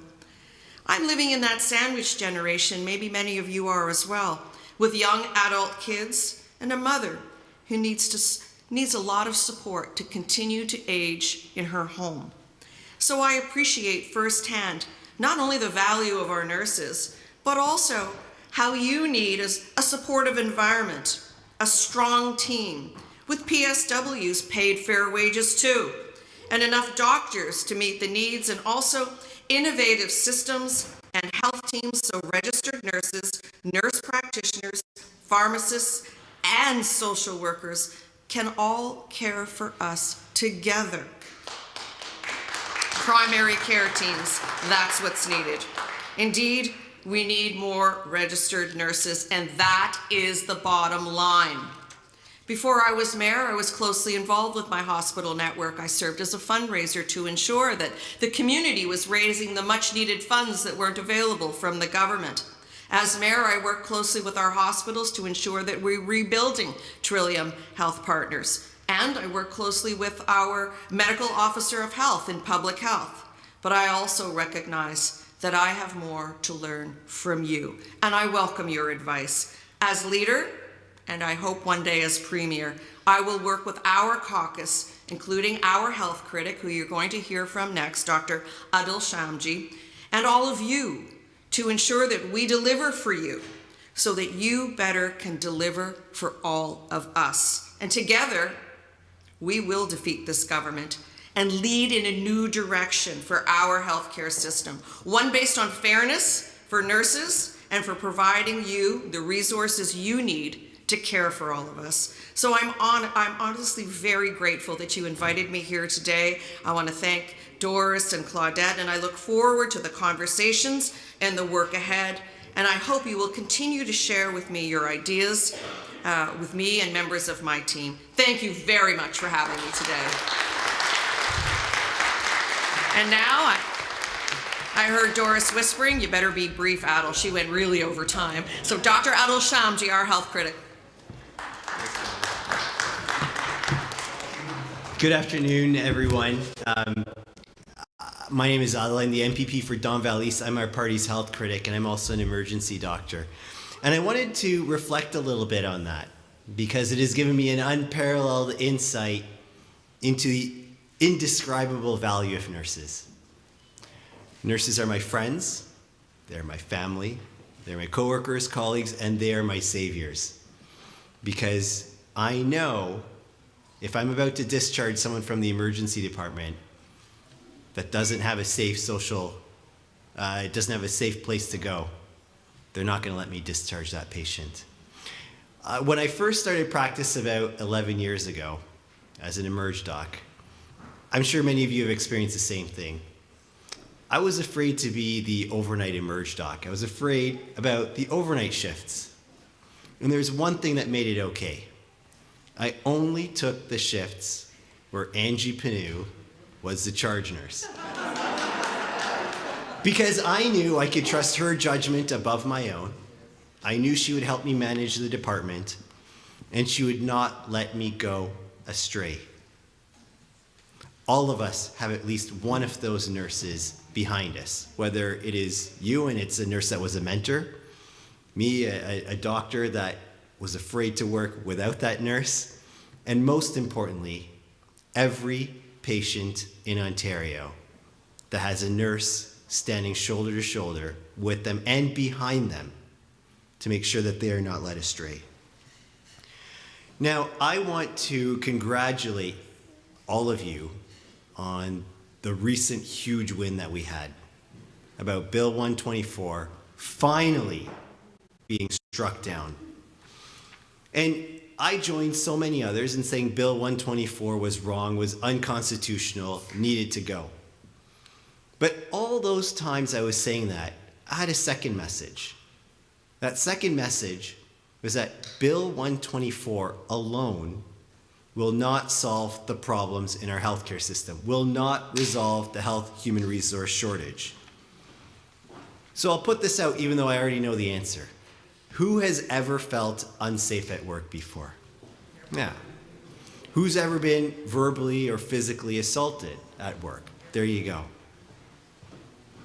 Until we address the conditions of work, until we address the mental health epidemic in society, but in our profession, until we address the burnout, until we empower every single nurse and inspire every single person to become a nurse, then we will continue to have a health human resource shortage and therefore a healthcare crisis.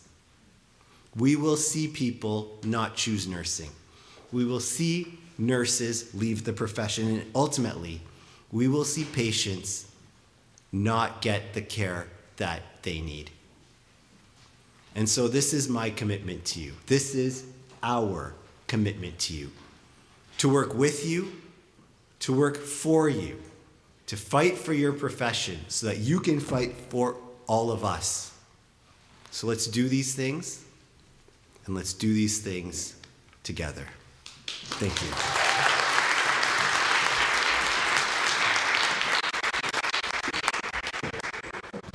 So I know that Mike is here, but I also know that Bonnie started later than expected. I am looking at my notes, my own notes, and I said that she goes till 3:30. Here you go. So we have a lineup. First, the people that were waiting, if you want to ask a question. There were 3 people. Paula, sorry, 1 minute. Let's see if they want. They may not want. There were 3 people that we took off the line when, here you go. So those 3 people first, and I don't think that we have more. You get the line with Mike. Here you go. Mike, be ready. We already have people for you. And Bonnie and Ajil, come here. And then I will thank you. Thank you. Perfect. All right, everyone. Welcome. Hi. Adil and I are a team here. Okay. Happy to take your questions. Hi. Not really.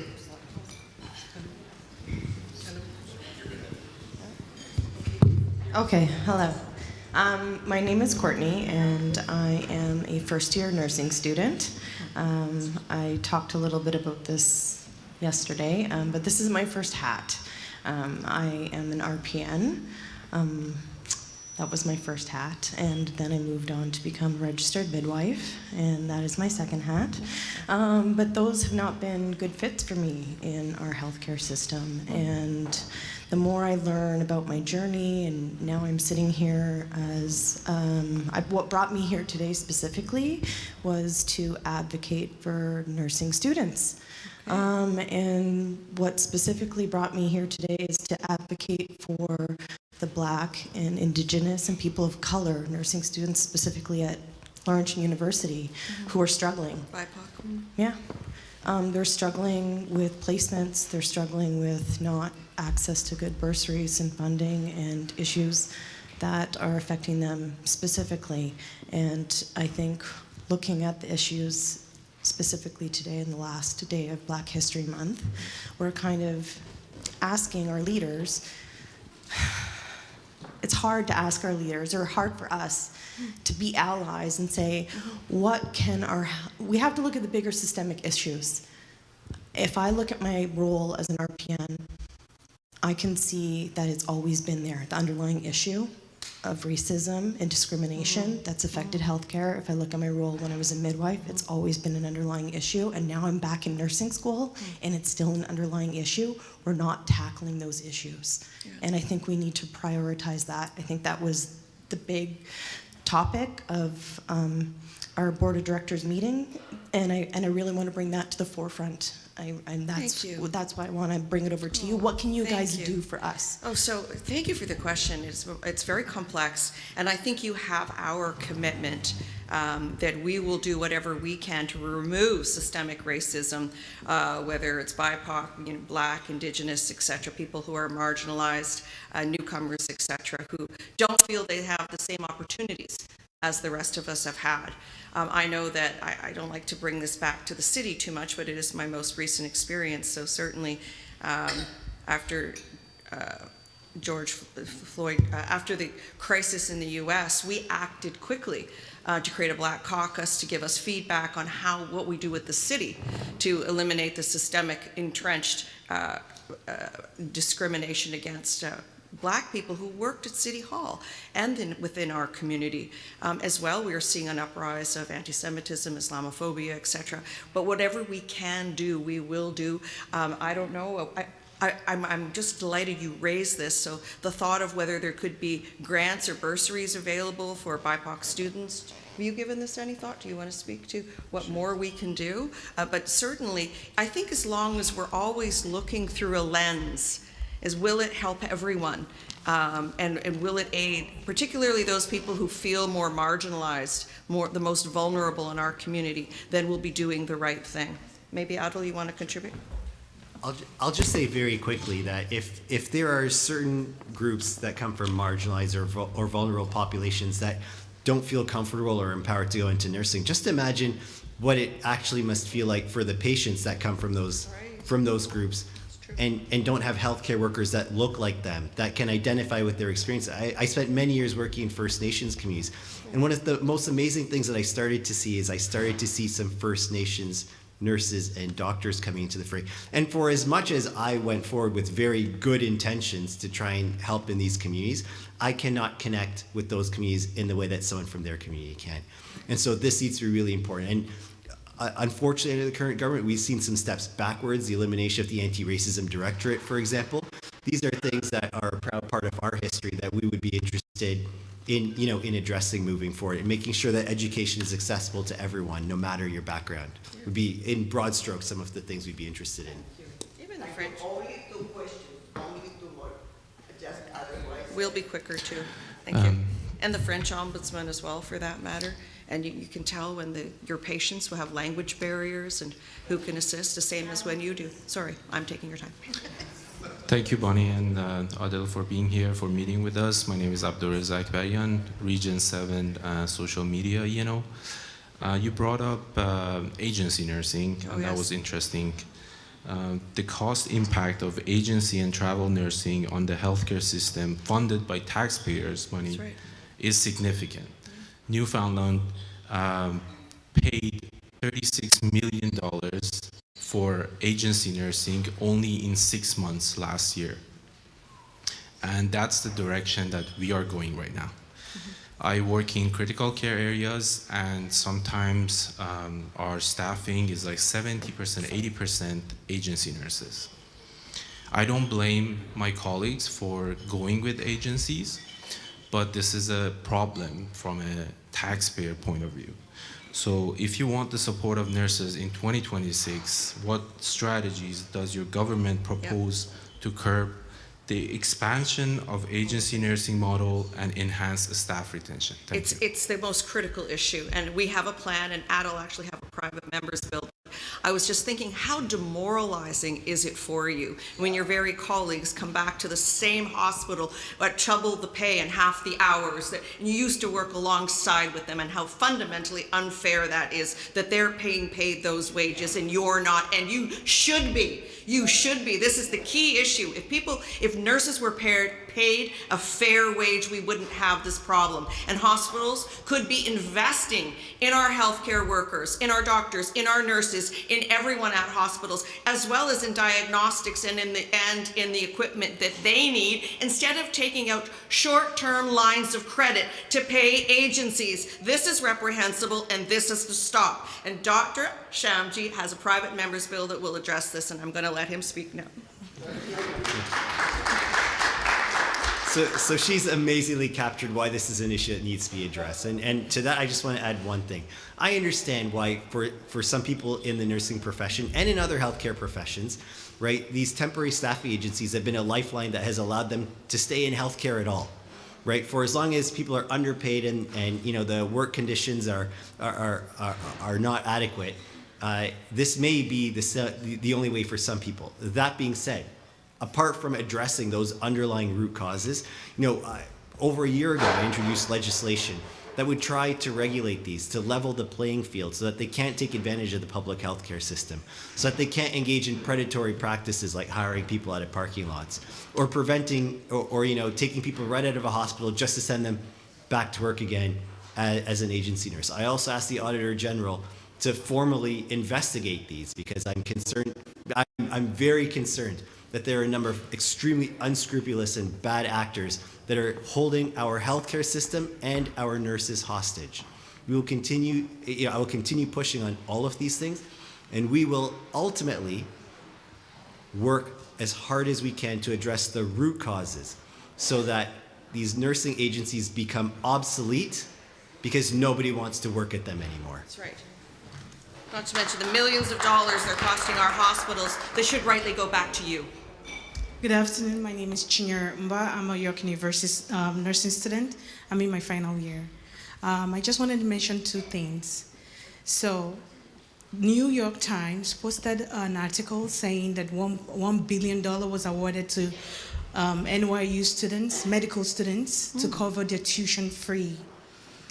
I'm just saying we should incorporate such an initiative to nursing. We want nurses. We want to retain them. That's right. But God forbid that any nurses in the room is still paying for student loans. Student loans, right. And we're raising kids. Yes. I, for one, I'm a refugee and I'm a single mom. And I'm here standing with you because I believe in the change that you create. I want to see that change. Also, yesterday at the student board placement meeting, I spoke about incorporating the best practice guidelines in the hospital and in long-term care or other clinical facilities. Now, we grow the knowledge. We stand by our words. RNAO is doing their job. CNO is doing their work. They're giving us those standard practice guidelines. I'm sorry. I don't mean to. I did really good hands, right? So. I'm so sorry. I want you to help us. Yeah. We're working together. Yeah. As nursing students, we're listening. We're trying to incorporate these practices into these guidelines into practice. But we want to know that hospital administrators or organizations are going to listen to us as well, that they mandate that and implement it in their policies. We don't want to go with that knowledge knowing that they're not listening and we're just wasting our time. Wow. RNAO is doing perfectly well. And with your support, we can go higher. Thank you for coming. You are really articulate. Wow. Wow. That was very impressive.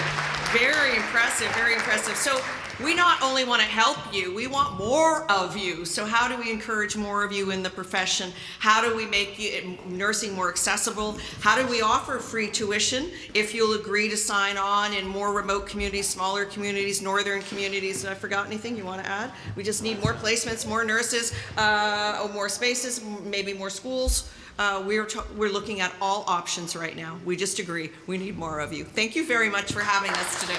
So before you go, thank you very much, first of all. And before you go, we need takers, because here is the deal. We have Natalia, I told you in the morning, we have Natalia Kosandova in the Progressive Conservative. We have Daria. Daria is here or not. Everybody needs to know. Daria is running for the NDP. That's public. That's great. And we did have someone that didn't win, and hopefully she will run again, but I am, should I say? Marjan. Marjan Casirolo. She ran for the Liberals. So anyone, we need one at least for Bonnie and her team, and we need for Mike and his team. There you go. We need nurses in all parties so we can pull the strings. There we go. Thank you. We had Tyler. Sorry? Yeah, Tyler. You Watt. had Tyler in Watt. Ottawa. Oh, he's great. Oh, he did fantastic. He is fantastic. He did fantastic also. Yes. Oh, you know, yes. He did So I've got to see some nodding of heads. Maybe. Tyler did fantastic, actually. He if you is. think He against is who terrific. we ran, he did He's fantastic. terrific. Yes. Okay. Thank you all. Thank you. Get ready to run. And now I will call again. Let's give an applause to Bonnie. First meeting with us of many. Bonnie, thank you. And Dr. Chan, thank you. And I love that story about the nurse, but it's so true. I had those experiences too. Okay. Dr. Holloway, here you go.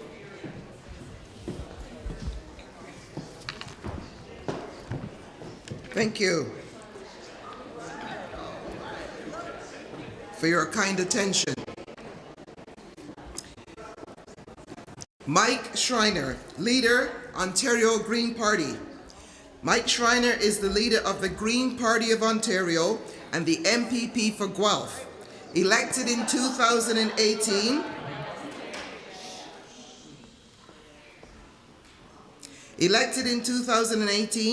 Mike was the first ever Green MPP elected to the Ontario Legislature. Very good. Mike was elected leader of the Green Party of Ontario on November 14, 2009. For close to a decade, Mike has been a leader in Ontario politics, being a champion on issues such as campaign finance reform, as well as advocating for the Guelph community on matters such as protecting Guelph's drinking water from local quarries. He has led successful policy campaigns to push the provincial government to fund the experimental lake area, protect local food supplies by restricting the use of neonicotinoid pesticides, support small business by increasing market access for local craft breweries, and fighting climate change by putting a price on carbon pollution. Mike's wife Sandy and their 2 daughters are active, spending their free time gardening, hiking, fishing, cycling, and volunteering in community activities such as the Guelph Rotary Tree Planting, Hillside Music Festival, the Guelph Jazz Festival, the Guelph Community Cleanup, the Guelph Coalition for Active Transport, and Democracy Guelph, amongst many other things. Welcome, Mike. So much. Great to see you. Well, thanks for that kind introduction. I wish they would make them shorter, actually. But thank you for that. And I just want to say what an honor it is to be with you. And I want to take a moment to just express my gratitude for the opportunity to meet on the traditional territory of the Anishinaabe, the Chippewa, the Haudenosaunee, and the Wendat peoples, and on the treaty lands of the Mississaugas of the Credit First Nation. And I want to reaffirm the Ontario Green Party's commitment to the truth and reconciliation process. And I want to highlight the RNAO's commitment to diversity, equity, and inclusion. And I want to thank you for that commitment. Yeah, please give yourself a pat on the back. I love the opportunity to speak with RNAO, and I always look forward to this day. Though you confused me today because I walked to Hart House, and then I realized I had to come over here to Trinity, so you're changing things up on me. I want to thank Dr. Claudette Holloway for just the fantastic work you've done as president. Doris as CEO for RNAO. I tell everybody at Queen's Park, Doris is literally a force of nature. And I also want to congratulate and just say to President-elect Lamo Dolkar how much I've enjoyed working with you in the past and really looking forward to working with you in your new role as president. I want to offer my congratulations to each and every one of you for the work you did to defeat Bill 124.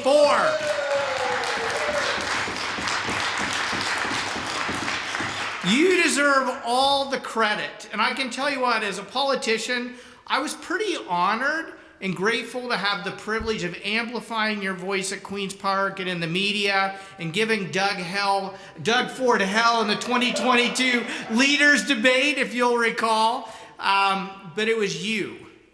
It was the work that all of you did to defeat Bill 124. We knew that bill was wrong from the day it was introduced. It's led to longer wait times, more frequent ER closures, more expensive private nursing agencies, and more stress and burnout for Ontario's nurses and frontline healthcare workers. We knew the bill was unfair and unconstitutional from day one. And now that it's been repealed, the Premier has some significant work to do to repair the damage. And that work starts with the Premier issuing each and every nurse in this province an apology for the disrespect his government showed nurses in Ontario. And I'm committed to working with you to pushing the Premier for also undoing the damage by increasing your wages and creating better working conditions for nurses and frontline healthcare workers across Ontario. This was an important win, and I'm grateful for the work that you did. But I want to tell you, there is another bigger fight ahead of us, because this government is still plowing ahead with its ill-conceived plans to further privatize Ontario's public health care system. And I want to be clear. I want to be very clear today. The Ontario Greens stand with you and will work with you and for you to push back against this privatization agenda. Our health dollars should be focused on patient care, not shareholder profits. Our healthcare system was built by the people of Ontario, for the people of Ontario, not shareholder profits. Our healthcare system, I'll just use my outdoor voice. Our healthcare system, as each and every one of you knows, is in crisis. A crisis that's been building for years under multiple governments. But it's reached a breaking point with the fourth.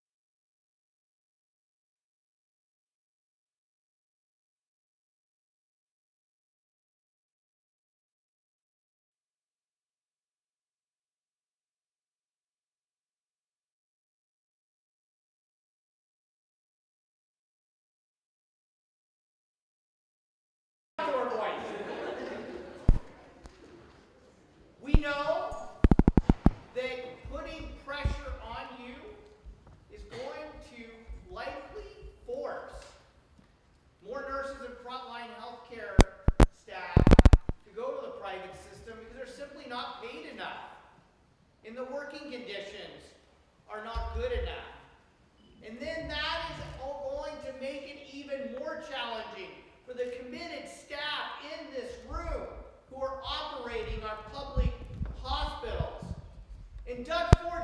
this innovation. I call it destroying our public health care system. The very healthcare system our loved ones rely on.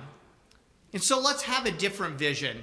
Let's have a vision where we invest in improving access to primary health care and team-based health care, including nurse practitioner-led primary health care teams. Investments to expand home and community care. Investments to increase access to non-profit long-term care and increase standards of care, including a minimum standard of care of 4 hours and better nurse-to-patient ratios. Let's make investments to declare the opioid epidemic as a public health emergency so we can direct the resources we need for harm reduction, safe supply, and treatment options. Let's make the investments to improve the pay and working conditions for nurses and frontline healthcare workers. And let's make our voices loud, because this government isn't listening, and we have to force them to listen, because that's what the people of Ontario need. We need this government to understand that the quality of patient care is directly related to how much we care for the people who care for our loved ones, the people in this room. So we are here as Greens to fight with you and alongside you, because we believe that every public dollar in the healthcare budget should be spent on healthcare, on patient care, on the people who care for those patients, not shareholder profits. And so our number one priority is to increase funding for a publicly funded, publicly delivered healthcare system that takes care of the workers who deliver the care in that system. That's why I'm so impressed and excited to work with you on addressing systemic barriers, on seizing opportunities in the nursing career pathways, especially for nurses from Black, Indigenous, and people of color communities. We need real action to retain staff and to recruit new staff and to ensure that foreign-trained nurses can easily access nursing careers. And that starts with fair wages, fair benefits, and better working conditions. I want to close today by saying a special thank you to the RNAO for your tireless work to raise awareness and to advocate on the need to address the social and environmental determinants of health.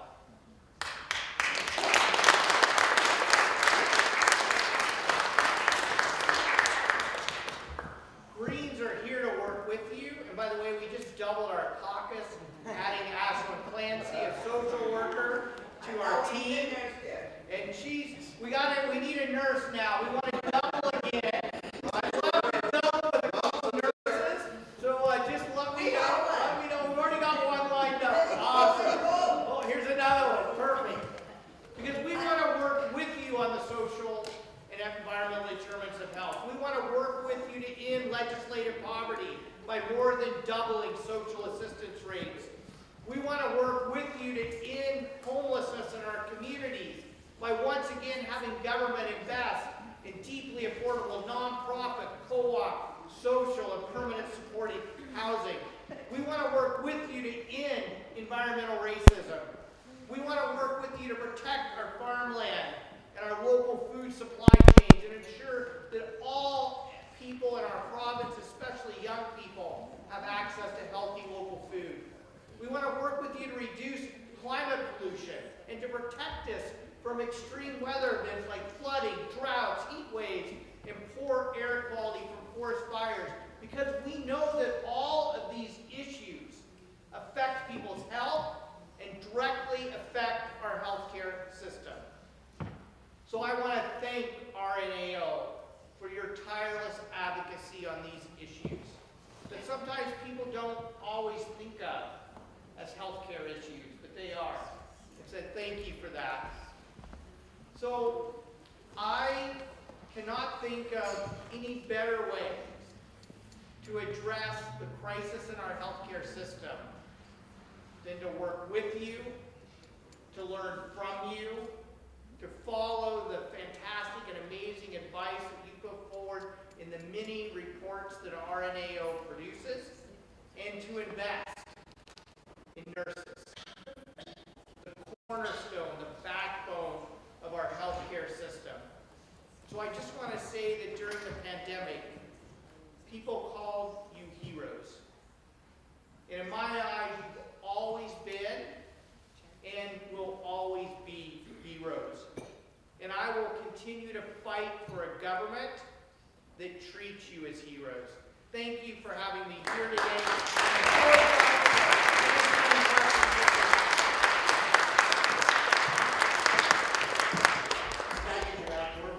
I can, you trust me, I can. Trust me, I can. But wait, because I think we already have someone who Rob, would you mind coming? Rob, I think have you ever met with Mike? No, that's you, Rob. Don't look back. You. Have you met? Yes, I have. We have, yeah. Yeah. Okay, well, you have to come with them. There we go. Okay, we have There we go.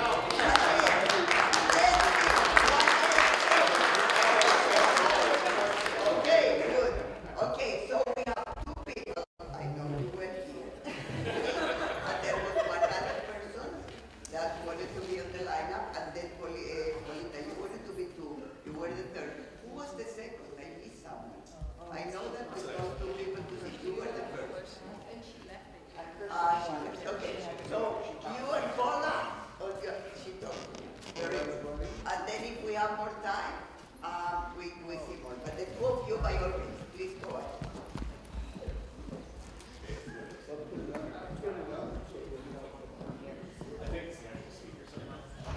I think we've lost the entire speaker system. So ask your question, and then I'll project it out. Okay. So my name is Neil Stephen. I'm an RN from Sudbury. My specialty is pediatric psychiatry, harm reduction, and I'm the former manager of the safe consumption site up in Greater Sudbury.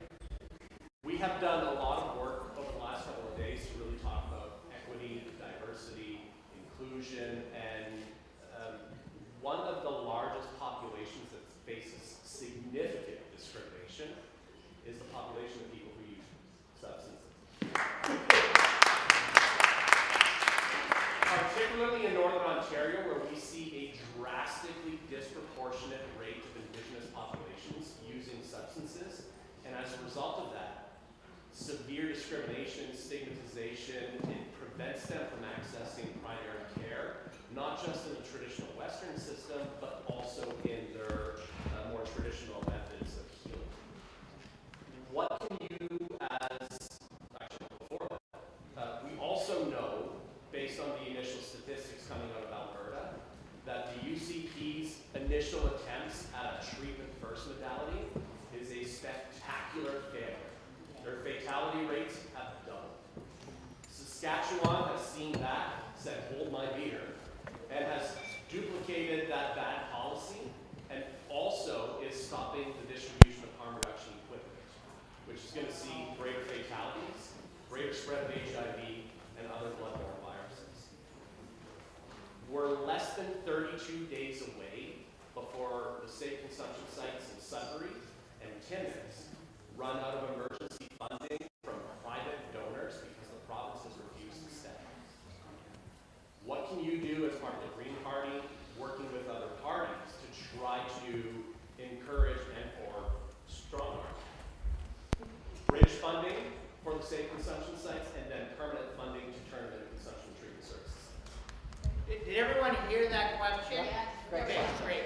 So first of all, I want to say that we need an all opposition party frontal pushback to secure funding for the continuation of consumption and treatment sites. And I'll just say, as somebody who works across party lines, Doris and I, along with the woman who ran against me in the last election as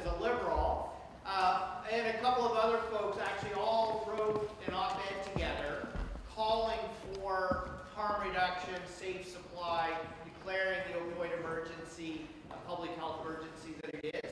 So I am more than eager to work across party lines. Jamie West, just to give a shout out to the NDP, and Sudbury has been speaking out on this issue. But what's it going to take? What is it going to take? So first of all, we have to expand consumption of treatment sites across the province. The fact that the number of sites have been frozen is leading to people losing their lives. Like, let's just be honest about it. And the criminalization of substance use is wrong. And when I tell people in my own community who push back on my position of this, they usually tend to be conservatives. I say to them, I thought you liked to save money. And they're like, what do you mean? And I go, well, if you want your tax dollars to be better spent, we'd be much better off housing people, providing wraparound mental health and addiction supports in those housing spaces. We're far worse off financially criminalizing and putting people in jail, which is the most expensive place people can be staying, than we are just providing housing and supports for people. And so I am eager to work with you to educate the public to end the stigma about our neighbors, our friends, our family members, community members who need help, not a mobilization of criminal justice system against them. And so I will continue to work on that. I'm happy to write an op-ed with Doris anytime on it.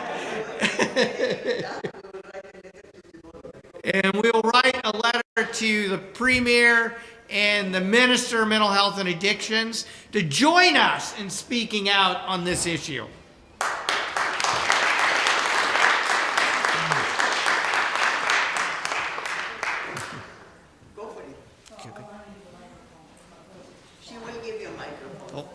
I don't know if any of them are working, unfortunately. Yeah. Yeah. So you can ask me and then I can project if you want.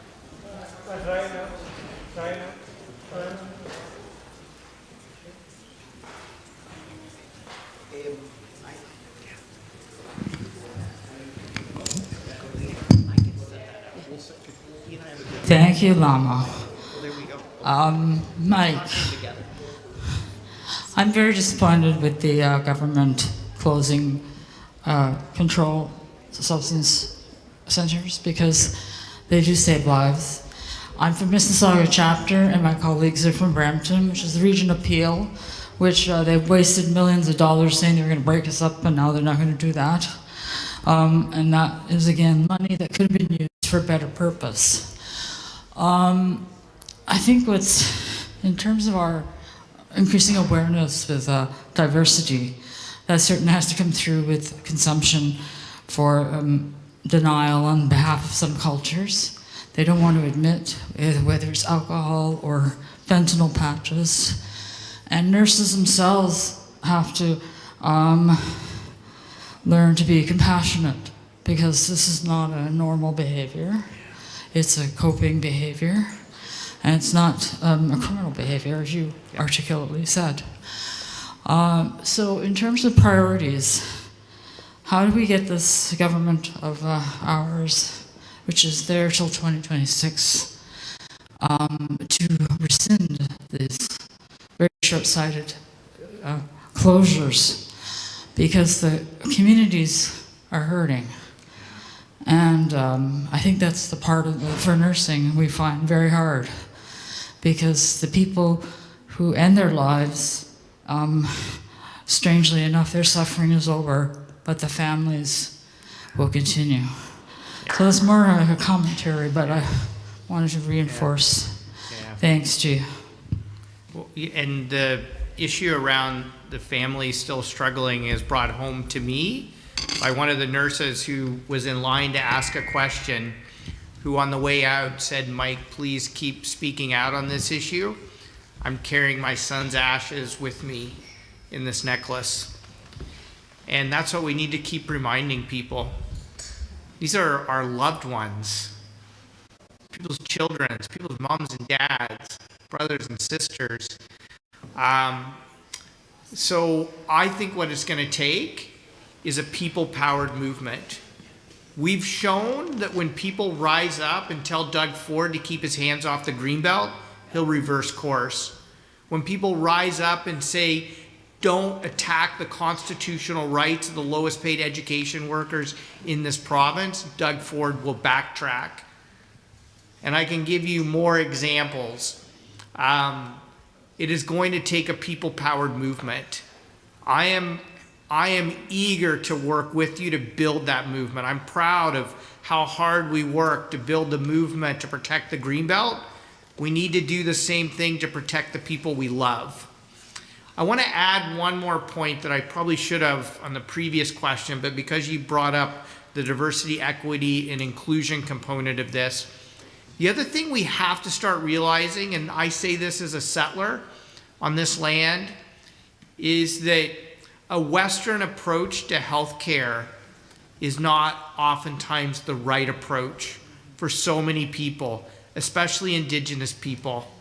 And so we need to, when we think of things like land back, we need to think of ways of providing healing lodges, land for healing lodges and sacred circles in places, especially for Indigenous people to heal in ways that respect Indigenous culture and Indigenous ways of thinking. And I point to my own writing. So we worked hard to get a healing lodge, but it's 30 kilometers from Guelph. And I'm thinking, how are most Indigenous people in Guelph going to travel the 30 kilometers to get to the healing lodge? It's a great healing lodge in a beautiful location, but we have space in the city of Guelph where a healing lodge should be located. We have spaces in communities all over our province where we need to create spaces and places for Indigenous people especially to heal in the ways that are appropriate for their culture. We need to ensure the reason the diversity, equity, and inclusion efforts that you're putting forward is that people from different backgrounds deserve access to healthcare providers who understand their lived experience. Like, I don't know what it's like to experience anti-Black racism. So how can somebody who looks like me provide mental health services to somebody who's struggling with living in a racist society? And so that is why the work you're doing and the work that I'm here to support around diversity, equity, and inclusion is so vitally important, not only with this issue, but a whole range of healthcare issues. Yeah, go ahead. I am Tanvir. I was born and raised in Bangladesh, third world country. I'm now a third-year student at Sioux College. So I am living and I've been here in Sault Ste. Marie for more than 5 years now. I'm a Canadian citizen. So the thing is, like, recently I had a chance to go through the ER for my clinical, and I found that like lots of people are waiting. There are long waiting time, and people are here and there on the bed. It feels like for me, like I am in the back home, I am watching these things. The quality is jeopardized. And also, I have my friends and family who recently lost primary physician, family doctor, like more than 10,000 of people from Sault Ste. Marie, they are losing their doctor.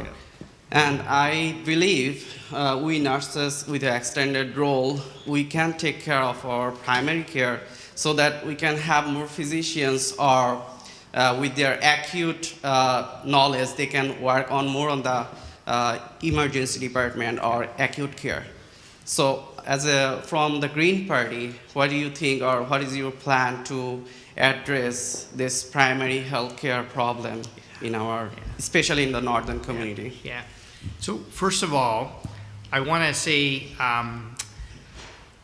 you're like being in the emergency department, seeing what is happening, to me just highlights why we need to provide more mental health supports for nurses and healthcare workers, because I can't tell you how hard it must be, and I've heard from frontline healthcare workers all the time, how hard it is to be there, working hard, caring for people, and seeing those lineups and people not being able to access the health care they need when they need it. So I'm a huge supporter in increased investments in primary health care and especially family health teams. And I think, and I really am one of those folks who don't like to criticize independent officers of the legislature, but I feel like the Auditor General's report criticizing the economic efficiency of team-based healthcare and family health teams has really done the province a disservice. Because we know, all of you know, that team-based care is where primary care needs to go. Like, that's what people need for patient care, but also for the care of the people who work in those teams. Because it's so much better, a much better workplace environment and culture to be a part of team-based care. And then as we think about making those investments in primary health care, we also have to ensure that all healthcare practitioners are operating at their full scope of practice. Like, it is far past time for registered nurses to be able to operate at their full scope of practice. So you're right, that doctors can focus on more higher acute levels of care that require higher levels of education. And so why don't we fully utilize our existing healthcare staff that we already have as we retain and recruit more healthcare staff? And I want to close by saying, this is why I talk about the social determinants of health so much. You know, when I talk to nurses in emergency departments, so many of them talk about the number of people who are there because they have a mental health crisis, because they're homeless, because substance use poisoning. Like, there are so many issues that are putting stress on our healthcare system that if we don't address poverty, homelessness, mental health, addictions, then we're not going to solve the crisis in our hospitals. Like, the two go hand in hand, and that's what I appreciate so much about the work that RNAO does.